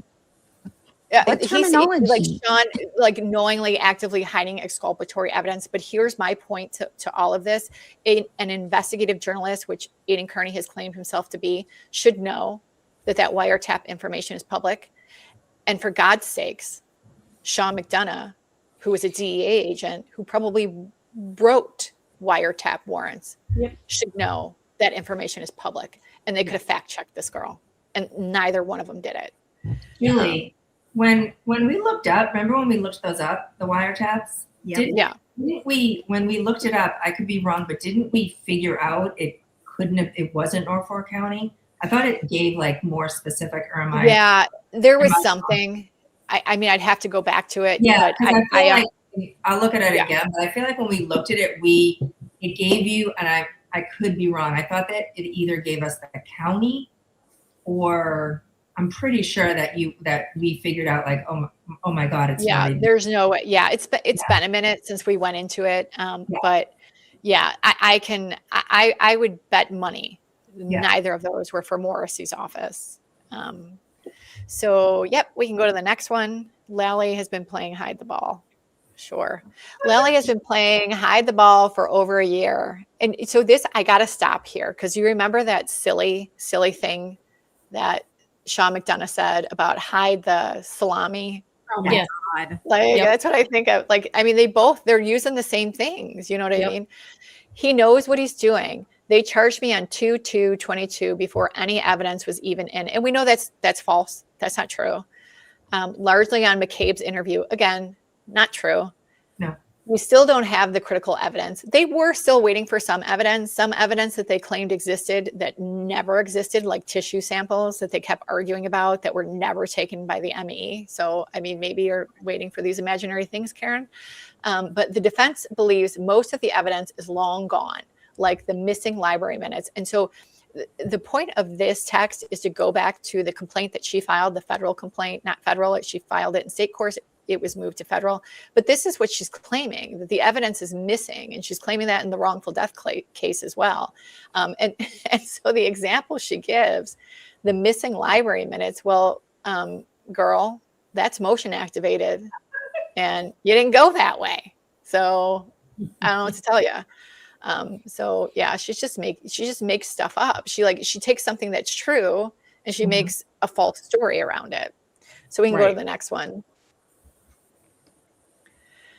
This one is just killing me. They're talking about Morrissey. And again, it's in quotes. So it's Karen. Aidan He's not going to be a free man. You think the U.S. attorney is going to slap his wrist for knowingly prosecuting an innocent woman and covering up the murder of a cop? The feds didn't launch an investigation because the DA got the wrong suspect in a murder. Murder is a state, not federal crime. They're involved because they believe the DA to be corrupt. You can go to the next one. We should act these out at some point. We should. Yeah. They're involved because they believe the DA to be corrupt. That's their jurisdiction. You said it yourself on a podcast last night. Checks and balances. And then Aiden said, it's a smiley face. Aiden says, I was under the impression the feds launched a case to get the people who killed John. We can go to the next one. We were told by a law enforcement agent, so I think we saw this one earlier. He's actually in a TV post confirmed by the snowplow driver. None of this is public. So here's the other half of that. Then other tips and thwarting of our attempts to get evidence confirmed everything we were tipped off to. What happened May 3rd has happened literally a dozen times leading up to this. So obviously it's after the court date. So next one. Ginny, how many more do we have? Lydia, do you want to break in with what you needed to say? No, I want to, before you get to that 5-3 on the timeline. So when we go back to the timeline, that's when I want to pop in. Gotcha. And then we only have this one and one more after this. Okay, great. So this is Aiden, and he's getting upset, like he's not believing her nonsense anymore. What on earth is going on? I wish she wouldn't jerk my chain like this. Hello. Hi. And this is directly from Karen because it's in the quotes. The Google search, the feds have that as well. So it's been validated by the FBI. We found that over 2 months ago. And we showed that to you guys a little bit earlier. And Aiden's response to that, because he was no longer believing the 227, was, I'm no longer interested in this conversation. And God, don't we all wish he had left it there? Yeah, we do. So this next one was fun times for me. So I had put this on Twitter and I had put it with a comment. And then Aiden Carney graciously came along and authenticated this screenshot for me. And so this is David Yannetti. It's a text with Karen. This is about Jen McCabe. David Yannetti had a conversation with Kevin Reddington, who was Jen McCabe's lawyer at the time. And he, like a little schoolgirl, texts Karen. And he says, Reddington just texted me. He's going to be there on Wednesday. And she gets all excited. And so obviously they have a group text chain. And she says, text the group chain. That means McCabe is going. And he's like, oh, put on the brakes. Not necessarily. He showed me his calendar and he has multiple cases scheduled in that court at 2 p.m. Karen took that message from David Yannetti, screenshotted it, and sent it to Aiden Kearney. Yep. So, I mean. And do you guys understand why? Text the group chain. That means McCabe is going. That is alert everyone to come to court. Yes. And harass Jen McCabe. Yep. That is, and this is with her lawyer. Yep. Dog whistle. Yep. Yep. If that's not witness intimidation, It's all so gross. it's disgusting. Yeah. So we're coming up on 5-3. Lydia, do you want to break in? I do. So I tweeted this today. This is from Aiden's phone. So this is the 5-3 hearing the night before at 8 p.m. David Yannetti texts Aiden and he says, tomorrow's hearing will not include the Albert phone motion. We are going to get another date to call witnesses for that one. Just telling you that for your own edification. If revealed, Lally will know I told you. So any denials by David Yannetti, which have been, it's all in the comments tonight, any denials that Turtle Boy, I'm outraged. Turtle Boy found this story on his own. I had nothing to do with it. Shut up, David Yannetti. Yep. We have this. And he says, tomorrow we will only be arguing the motion to compel and the motion for animal control records. So I posted the screenshot of the text. If you have some sort of illusion that And that's I mean, and that's just one of many, right, Lydia? Between many. Turtle Boy? So many. There are, I have 195 screenshots of communication between David Yannetti and Turtle Boy in less than a month. And that's just, I'm not even done. That was just like 2 hours worth of screenshots. So yeah, stay tuned. But on the eve of this hearing, he is sending confidential information to Aiden Kearney and saying, you can't say anything about this because Lally will know I told you. Unreal. Yeah, Absolutely really unreal. And so then we have that hearing on May 3rd. And this is when Jackson announces the federal investigation in open court. I think we have a video of Jackson announcing it. There he is. He's so excited.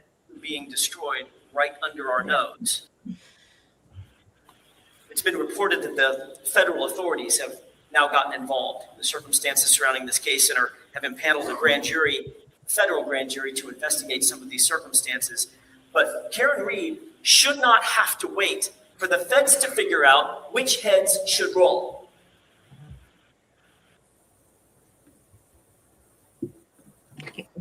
That outfit. You see Aiden in the background. That outfit what he's wearing. Oh my lordy. It looked like he was going to a St. Patrick's Day parade. Like, what the hell was happening? Yeah, it was really bad. Yeah, it was really bad. He got his stylist, obviously. Yeah. So one of the things that I want to say here, and these defense attorneys know this because they were prosecutors too. The reason why grand juries are secret is because if a person is not indicted, you don't want to besmirch them.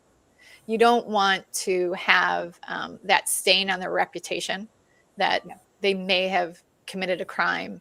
And Alan Jackson and David Yannetti, just Elizabeth Little, just walked all over that. And Karen Reed did as well. So Karen Reed is so indignant that she was charged with a crime, even though there's evidence that supports her arrest.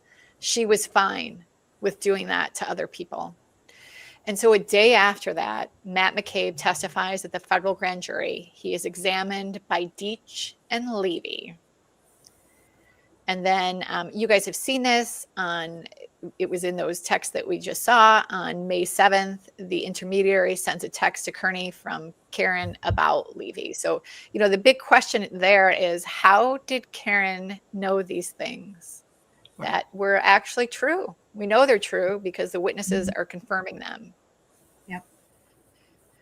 So then on May 9th, there had been a phone conversation between the Norfolk County District Attorney's Office and Josh Levy, and the first assistant in the Norfolk County District Attorney's Office writes a letter to memorialize their conversation.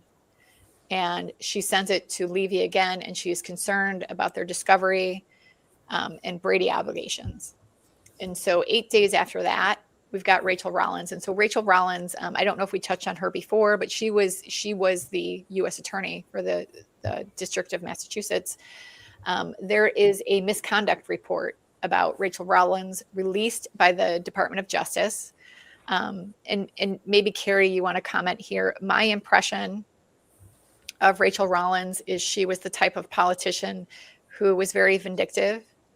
And she was going after her enemies. So this is typical corruption, right? This is how you define corruption, where you use your office, your power for personal gain, and whether that personal gain is to exact revenge or, money, whatever it is. This is a misuse of office. So, Carrie, do you have any comments about that? Yeah, I just think that a lot of people, and I know a lot of people think that Rollins didn't have anything to do with this, but I mean, that's just not true.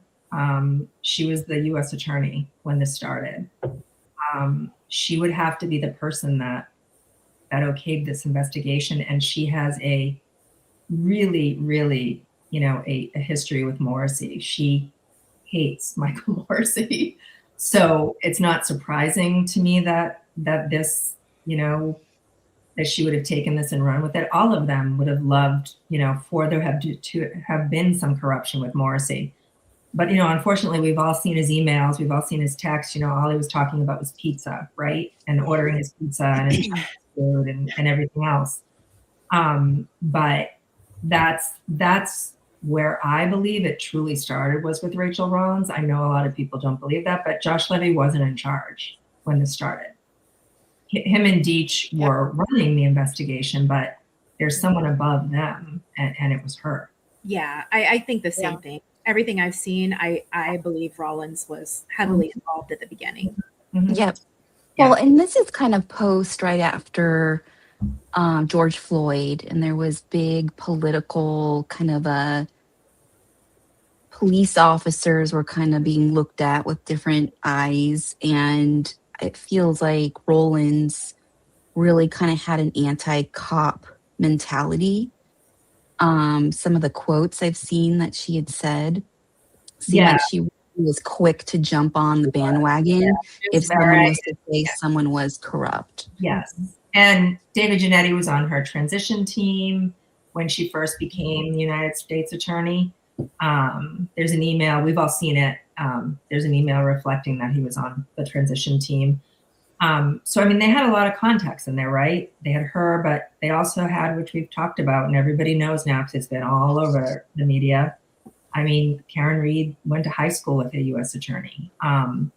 So, they definitely had an in somewhere, because as we've said over and over again, every single defendant would want the FBI to investigate their case. And it just, when does that happen? Yep. It doesn't. It doesn't. Every accused person has that story. It wasn't me. Right. Right.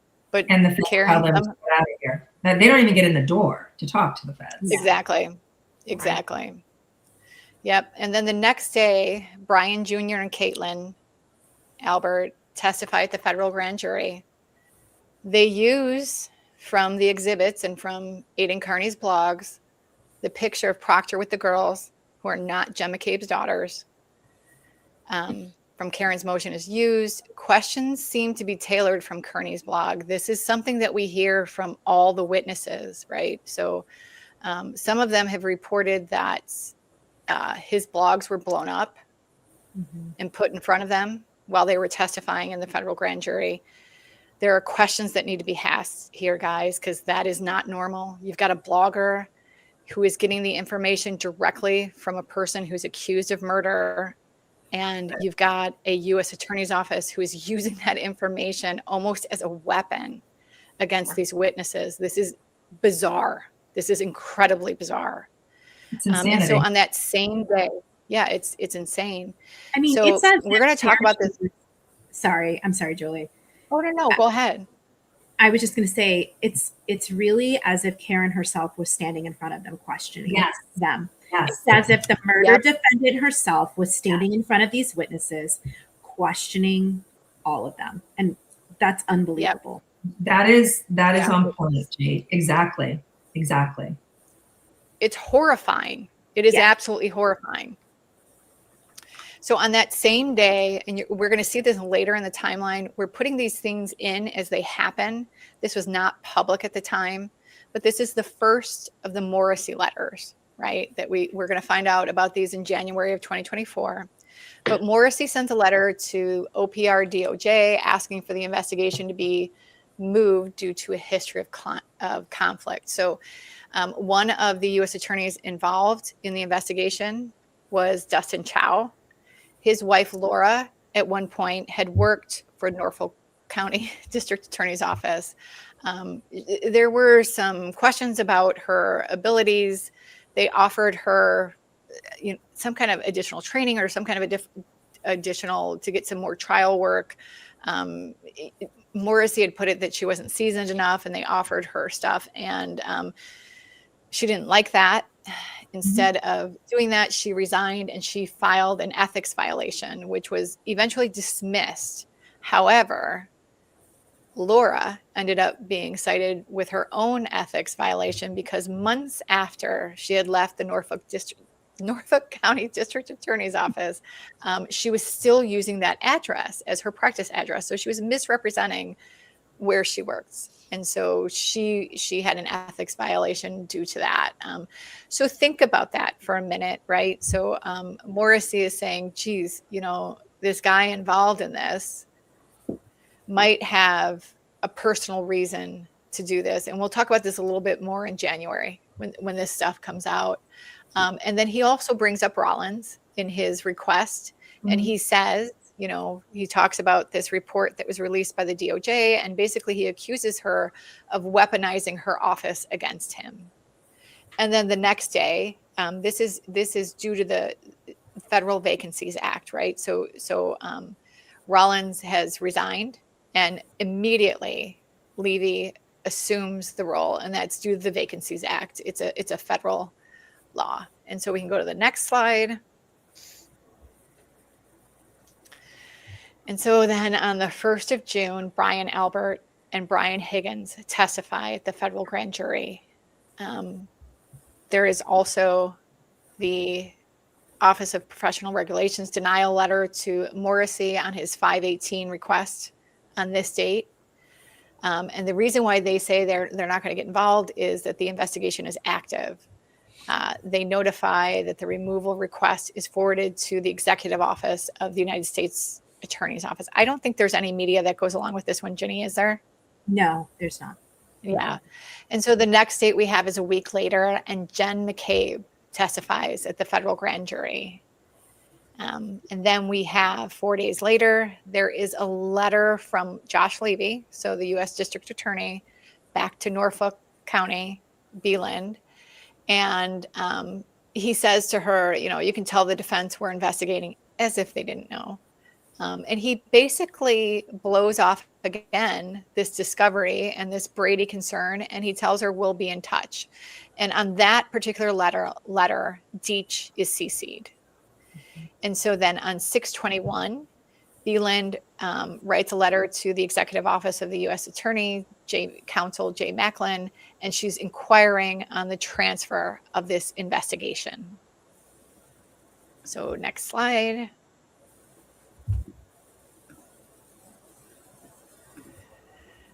So now we go back to the crazy world that we have that Karen's created. And this is July 14th. And this is about Aiden making a public. Yeah, so let's listen to this and I'll explain it to you guys why it's so important in a minute. Great discussion on there. I really enjoy reading it every day. I think it's up to like 11, maybe 12,000 members now. And that's really cool. Now, the other day, somebody made a comment. I forget the exact comment. But it was something about a grand jury. Somebody said that I spoke to someone who's in a grand jury and that's in the grand jury for this, and they meet every Thursday. Okay. And then that comment was deleted.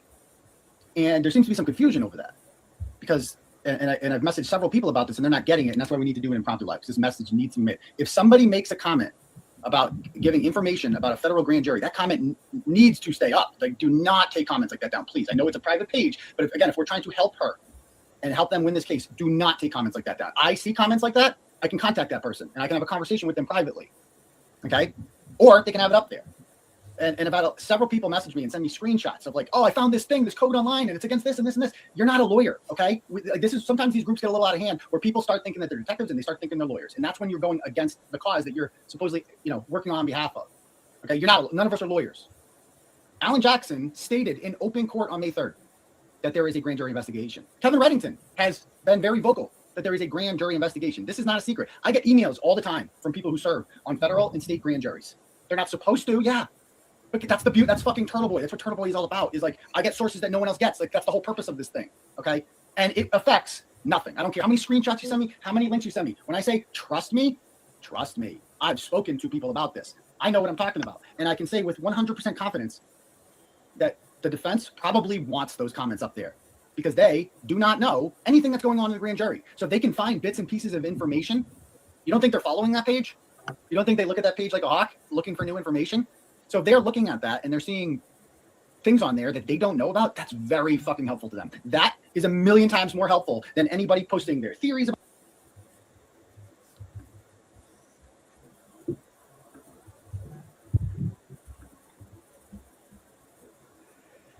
Oh, this guy, yeah. So this Facebook thing.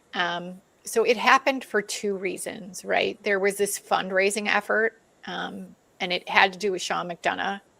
Sean McDonough did not want any of the fundraising in there, and he also did not want any federal grand jury stuff posted. He was That's very right. cautious about that. Yeah. So it was for two reasons, and you're starting to see the splintering now, but you see and you hear out of Aiden's own mouth, Karen and her attorneys want that information posted. Yep. So then 6 days after that, we have Nicole Albert, and she testifies at the federal grand jury. My understanding is this was very difficult for her, and you know, my heart goes out to her. I mean, that woman has been put through absolute hell that no one should be put through. She really has. And so we've got a couple clips here. And so this is on the 22nd of July. And Aiden has a show. He actually has our guy, Kevin Linehan, on, but he makes some statements. And so, Jenny, do you have this first one? Yeah. You make it bigger. What I think is that guy, Scanlon, went to David Yannetti. David Yannetti contacted the feds. Yeah. And I think they have been looking into it since then. And obviously, since the Google search especially have been accelerating there. We do know as a fact that, I mean, Kevin Reddington confirmed this, that Jen McCabe was subpoenaed and that she testified in front of the grand jury on May 4th. I've had sources in the courthouse who have told me this. So, you know, I get it. You can't, it's not like, I can't name the source or anything like that. So that makes it a little less harder to believe for somebody who doesn't know me, who doesn't know anything about my history or my credibility or anything like that. It's a little bit harder of a sell to prove that. I get it. And that. And then, hold on one second. Yeah, the second one.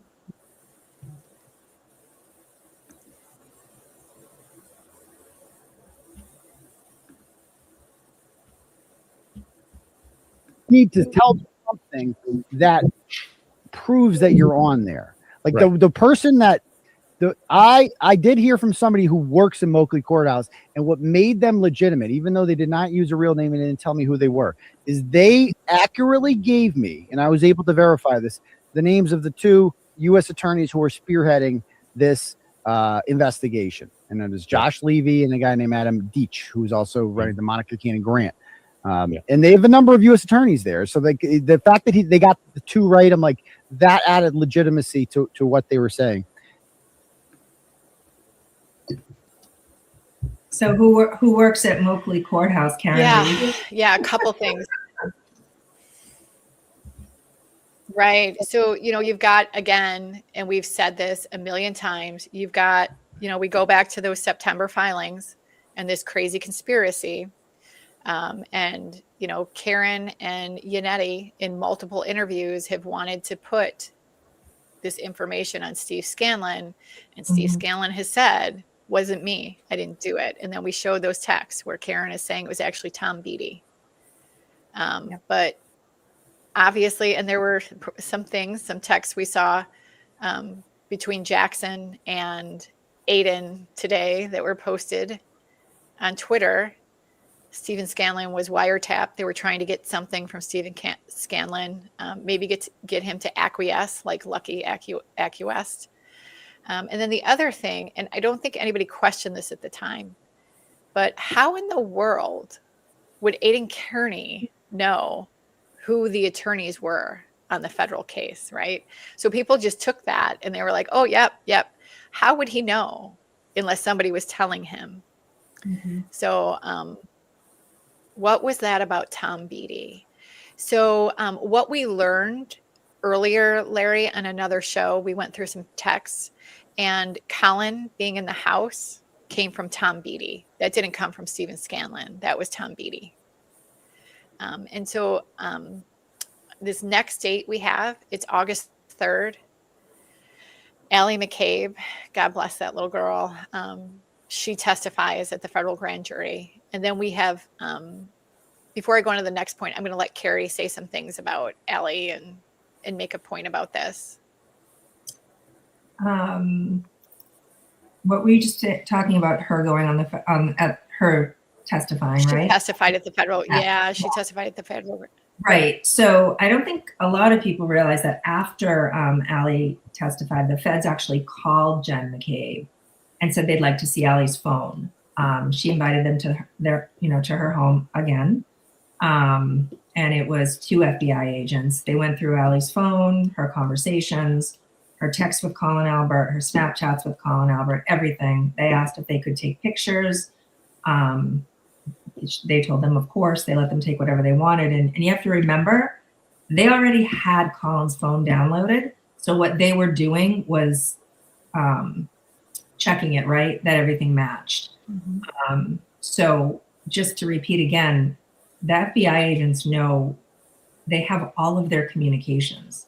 They didn't have Allie's phone because she wasn't one of the ones that they got her information on, but they had Colin's. So they, just confirmed with Allie's. So that's just another bit of information I don't think people realize is, I think this is when they were starting to learn that's that they got maybe a little bit bamboozled, is when they started, finally fact checking, so to speak. So that's all I wanted to say was about them checking Allie's phone after. Yeah.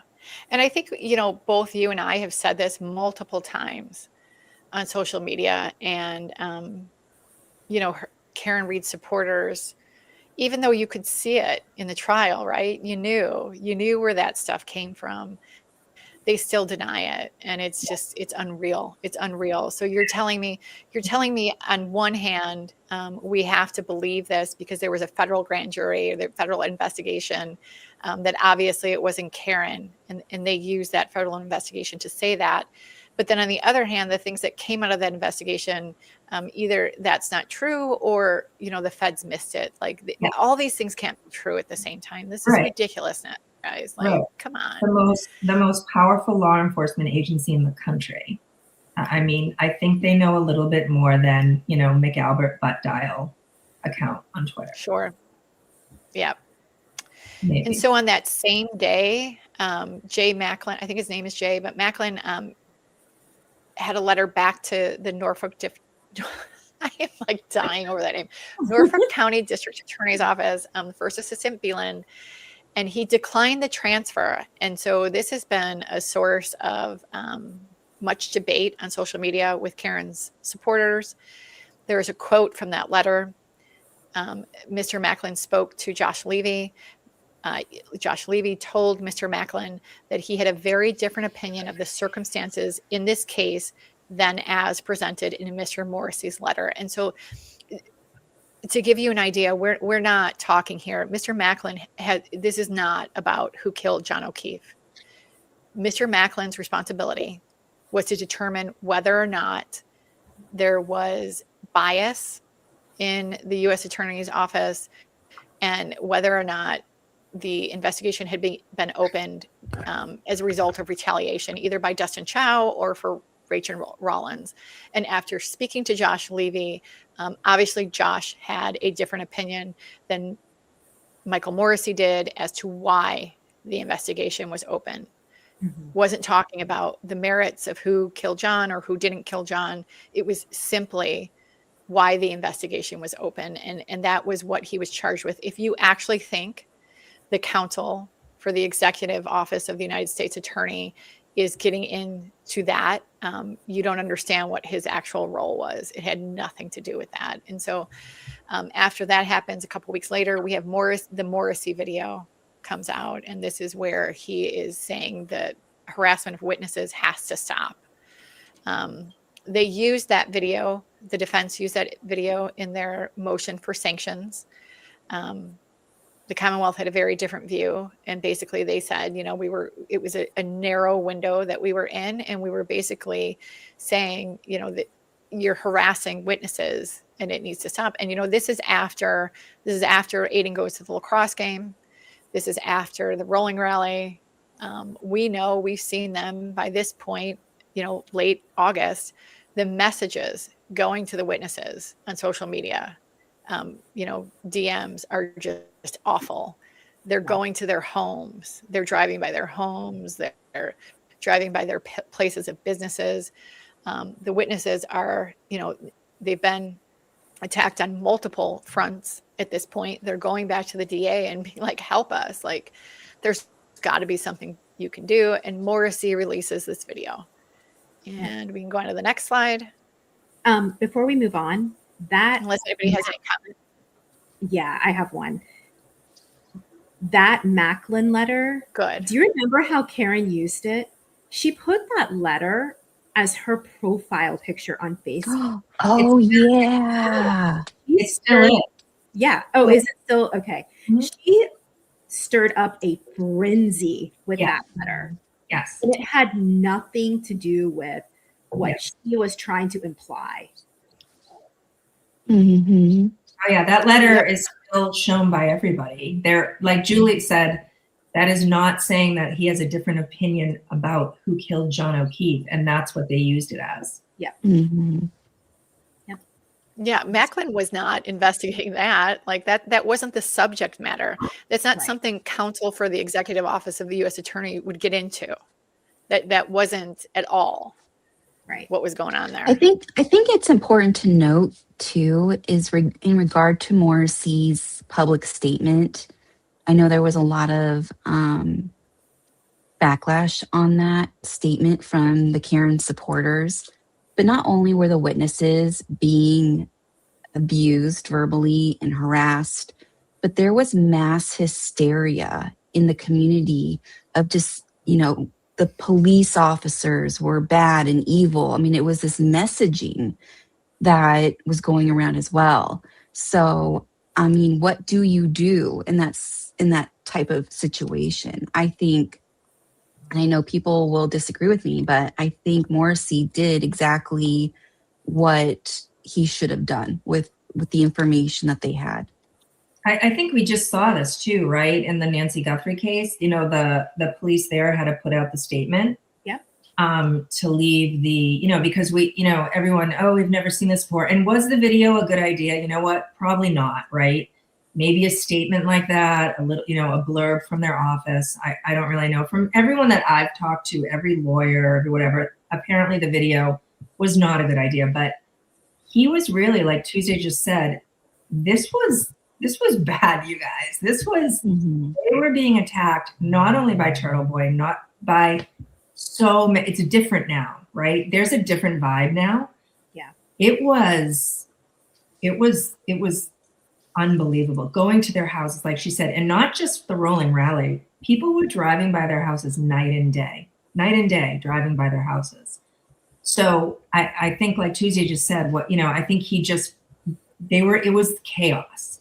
But we did just see it in Nancy Guthrie, right? They had to put out a statement about their family, that they are not suspects. This is the new way, right? If someone goes missing or someone's killed and whatever, and whoever social media thinks it is, it's just free reign to attack people. I mean, we see these statements all the time. I feel like we see in investigations where they have press conferences and they make statements about. I'm wondering if it was like, I don't know. I would want to ask someone, maybe someone can tell us if there's a lawyer in the chat or whatever, if it's because it came from the DA and not the police type of thing. I don't know where the.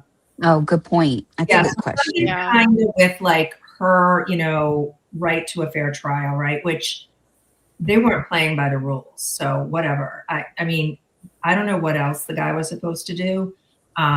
It was utter chaos what was going on. But the thing is they were blaming the police for being, so if the police came out and were like, hey, right. You're not, it's like that would conflict with. Right. And also they were blaming him too, right? Like they were blaming all of these people. So what, and you're right. What was he supposed to do? I mean, the witnesses at that point were being so intimidated, so harassed. I'm sure he thought his entire case was just at what point are they going to be like, we're done. We can't do this. Yeah. Well, and Kate pointed out today that Aiden actually went into Chris Albert's garage during one of these little expeditions out to the witnesses' houses. I mean, it's unbelievable what these people lived with. That is insane. It's insane. It's a crime. I mean, we saw the video, right? The video that Ginny made with Nick Rocco and his mother and his kid standing outside D&E, and you know, he's so proud of that. I think we saw a text message, you know, of the new texts that we have of him. Yeah, the you know, generations. yeah, him texting the text to Aiden. He's so proud of that. That's so going cool. to a man's business and, you know, degrading him and dehumanizing him. Yep. It's just, it's disgusting. It's disgusting. Next slide. Deep breaths. Yep, we can go to the next one. Yep, and so like I told you guys earlier about the splintering of those Facebook groups, this is when we see the Turtle Boy Justice for John Facebook group created by Nick Rocco. And so Nick Rocco was a he was basically the chair of her fundraising. And so here you can see it's created on the 1st. Admins were added. Here we go. Here we go. And so surprise, surprise. The next one is, who is an admin? You can go to the next picture. Karen Reed. And there's that picture the letter we were talking about. Karen Reed was added on September 1st of 2023 by Nick Rocco as an admin. The person who wanted this federal stuff posted, she wanted to create the hysteria. She was drumming it up. Here she is. And what we know, and I don't have them in this presentation, but all the Reeds were monitoring this group. Not only were they monitoring the group, they were monitoring the group chat. So the admins. They love those groups. Yep. Yep. And then on the 7th of September 2023, Apple receives a legal request for Chris Albert's data. Wasn't even at the house from the United States Attorney's Office. So Chris wasn't even there. And our federal government is going into his phone. I don't even know what to say. Yeah, that's a It's civil insanity. violation. Yeah. And then a little more than a week later, Apple receives a legal request for Matt McCabe's phone data from the U.S. Attorney's Office. And then on October 11th, we've got Aiden Carney, and he is arrested for witness intimidation. And we've got a picture to show you guys. There he is, being arraigned in his Free Karen Reed sweatshirt. The guy that's talking to the defendant, her attorneys, who is getting all his information from these people, who is harassing these witnesses nonstop, who is going on his live show and telling them they will never live a normal life.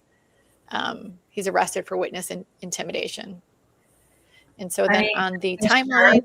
Shirt is just so cringe. Like, it's so cringe. It's so bad. So cringe. Yeah. And then we've got Beeland from the Norfolk County District Attorney's Office sending a letter to Levy again. And she is again inquiring about the discovery, their Brady obligations, because the trial date has been set. So she's again trying to reach out to the United States Attorney's Office and get that information from them, because they have an obligation to turn that over to the defendant. So our next slide, there's a letter from Michael Morrissey, and it's to this new person at the FBI, Jody Cohen. And he had met this person, and he's reaching out and he's renewing the offer for the Massachusetts State Police and people in his office to speak to the FBI about the O'Keefe investigation. And then the next one, we have some media, and I want to read it to you guys. These are texts between Aiden Carney and his, at that time, girlfriend, whatever, he was married. I don't know what you want to call her. And there are some claims here. And so this is on the 28th of November. And he says to her, I found out some information on the way home about the feds that I will not be making public. And he says, questions been asked. And she's like, really? And she says, good or bad? And so he replies, yes. They requested a conference call over the weekend, Josh Levy himself, asking questions like is there any chance the trial date could be delayed? Only one reason to ask that, asking for all communications with the DA office, asking for Jen McCabe's cell phone records to be sent to them as soon as they get them. Keep in mind, there was another request for Jen McCabe's records in this time. Keep in mind, feds likely have Jen's phone records already, so they may want to see them because they suspect whoever hands them over to the defense will delete things. That won't match up with their records. The mere fact that they're the ones seeking out Karen's lawyers tells you that this is far from over and that they want more info from this for this case. Levy asked them, if you are contacted by the media in the next coming days or weeks, we would appreciate if you did not mention that we are working together. Why would he ask that unless he knew something was going to happen and they were contacted for comment on it? So, here you can say like he's making all this up, but it kind of tracks. It tracks. So the question becomes, was this relayed to the Commonwealth? Did they have any idea that this communication between the defense and the United States Attorney's Office was going on? I think the answer to that question is no. And I think the thing the public needs to do is ask the U.S. Attorney's Office for some transparency here. This is a really big deal that you have them meddling in this case and meddling to the point where they're, meeting with the defendant and her attorneys off the record and telling them things and wanting the case to be delayed. Like that's not normal. No. Yeah. And so the next date is December 4th, 2023. Morrissey's office makes the defense aware of the Morrissey letters, and the investigation that I don't know, the defense didn't know anything about, but they knew about the entire time. Yep. And then on 12/26/2023, Kearney is arrested, turns himself in. This is his birthday, for the Lindsay incident, and he spends 60 days in jail. And so apparently he had gone there. She had gotten a subpoena for another grand jury, a conspiracy with Aiden and Karen to commit witness intimidation. And there was some kind of argument between the two of them, and he's arrested for a domestic incident, and he spends 60 days in jail because he was on bail. Yeah. And so, are we going on to the next one, or what are we doing? I think, should we stop now? Because we're already at 2 hours and 15 minutes, and we're only in 2023. And there's so much more. There's so much more. We need a part 2. Yeah, I think we're gonna. Yeah. So we've got what slide are we on, Jenny? We are on slide. Let me see if I can tell. 11 of 20. Can we do it tomorrow sometime? So we don't go halfway through the slides. Yeah, we're about halfway through, guys. And it's been a little over 2 hours. Do you want to pick it back up tomorrow? Yeah, we can. Yeah, I don't want to leave it for another week. I'd like to get it all out. Yeah. I think we should pick it up tomorrow. Yeah. Agree. Yeah. And so we will let you guys know what time we'll pick this up at. Yeah, but we got will. some really good stuff coming up. Yeah, we've got some great stuff in 24 and 25 that we want to share with you guys. Yeah. That was amazing. Yeah. Good job, Julie. Jenny. Great job. So good. Yeah. So much information. Julie watched about 5,000 hours of hearings. Yeah. So we will figure out a time and let them know. It was painful. So painful. Is that what we're gonna do, you guys? Figure out a time. We'll let everybody know tomorrow. Yeah, we'll figure it out tonight. Yeah, for sure. Yep. Sounds good. All right, guys. Thank you guys for being here. Yeah. Yes. Thank you so much, and good job, Julie and Jams. Yeah, y'all are amazing. So we'll see everybody tomorrow. Sounds good. Good night, guys. Bye, guys. And one of the worst losses, other than the physical losses of this nightmare, has been the loss of my reputation. Can I have normal shoes, please, so I'm not on TV looking like this? But I don't want to be on Channel 4 in my pajamas. This is. I wouldn't worry about the news right now. Did he come and hit the back of my car, and I hit him in the knee, and he's drunk and passed out and asphyxiated or something? And then when I hired David Yannetti, I asked him those questions the night of January 29th. Like, David, what if, I don't know, what if I ran his foot over? Or what if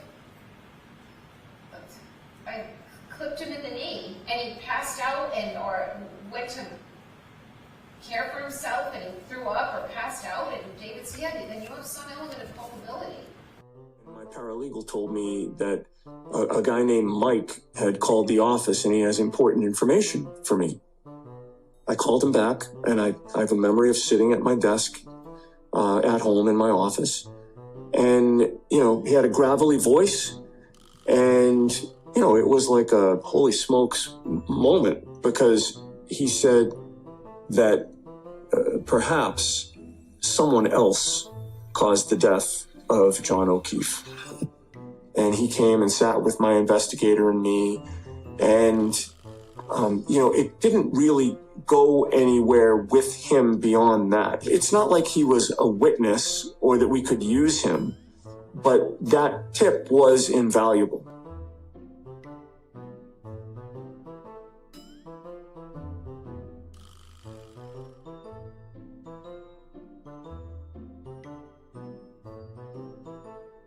When someone comes to our office with credible information that a police officer may have been involved in a murder and underlying legal violations as set forth in the indictment, we're going to investigate that case every time.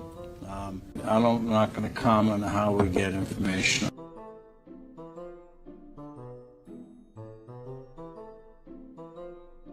Built a cannon. Yeah, it's pretty awesome.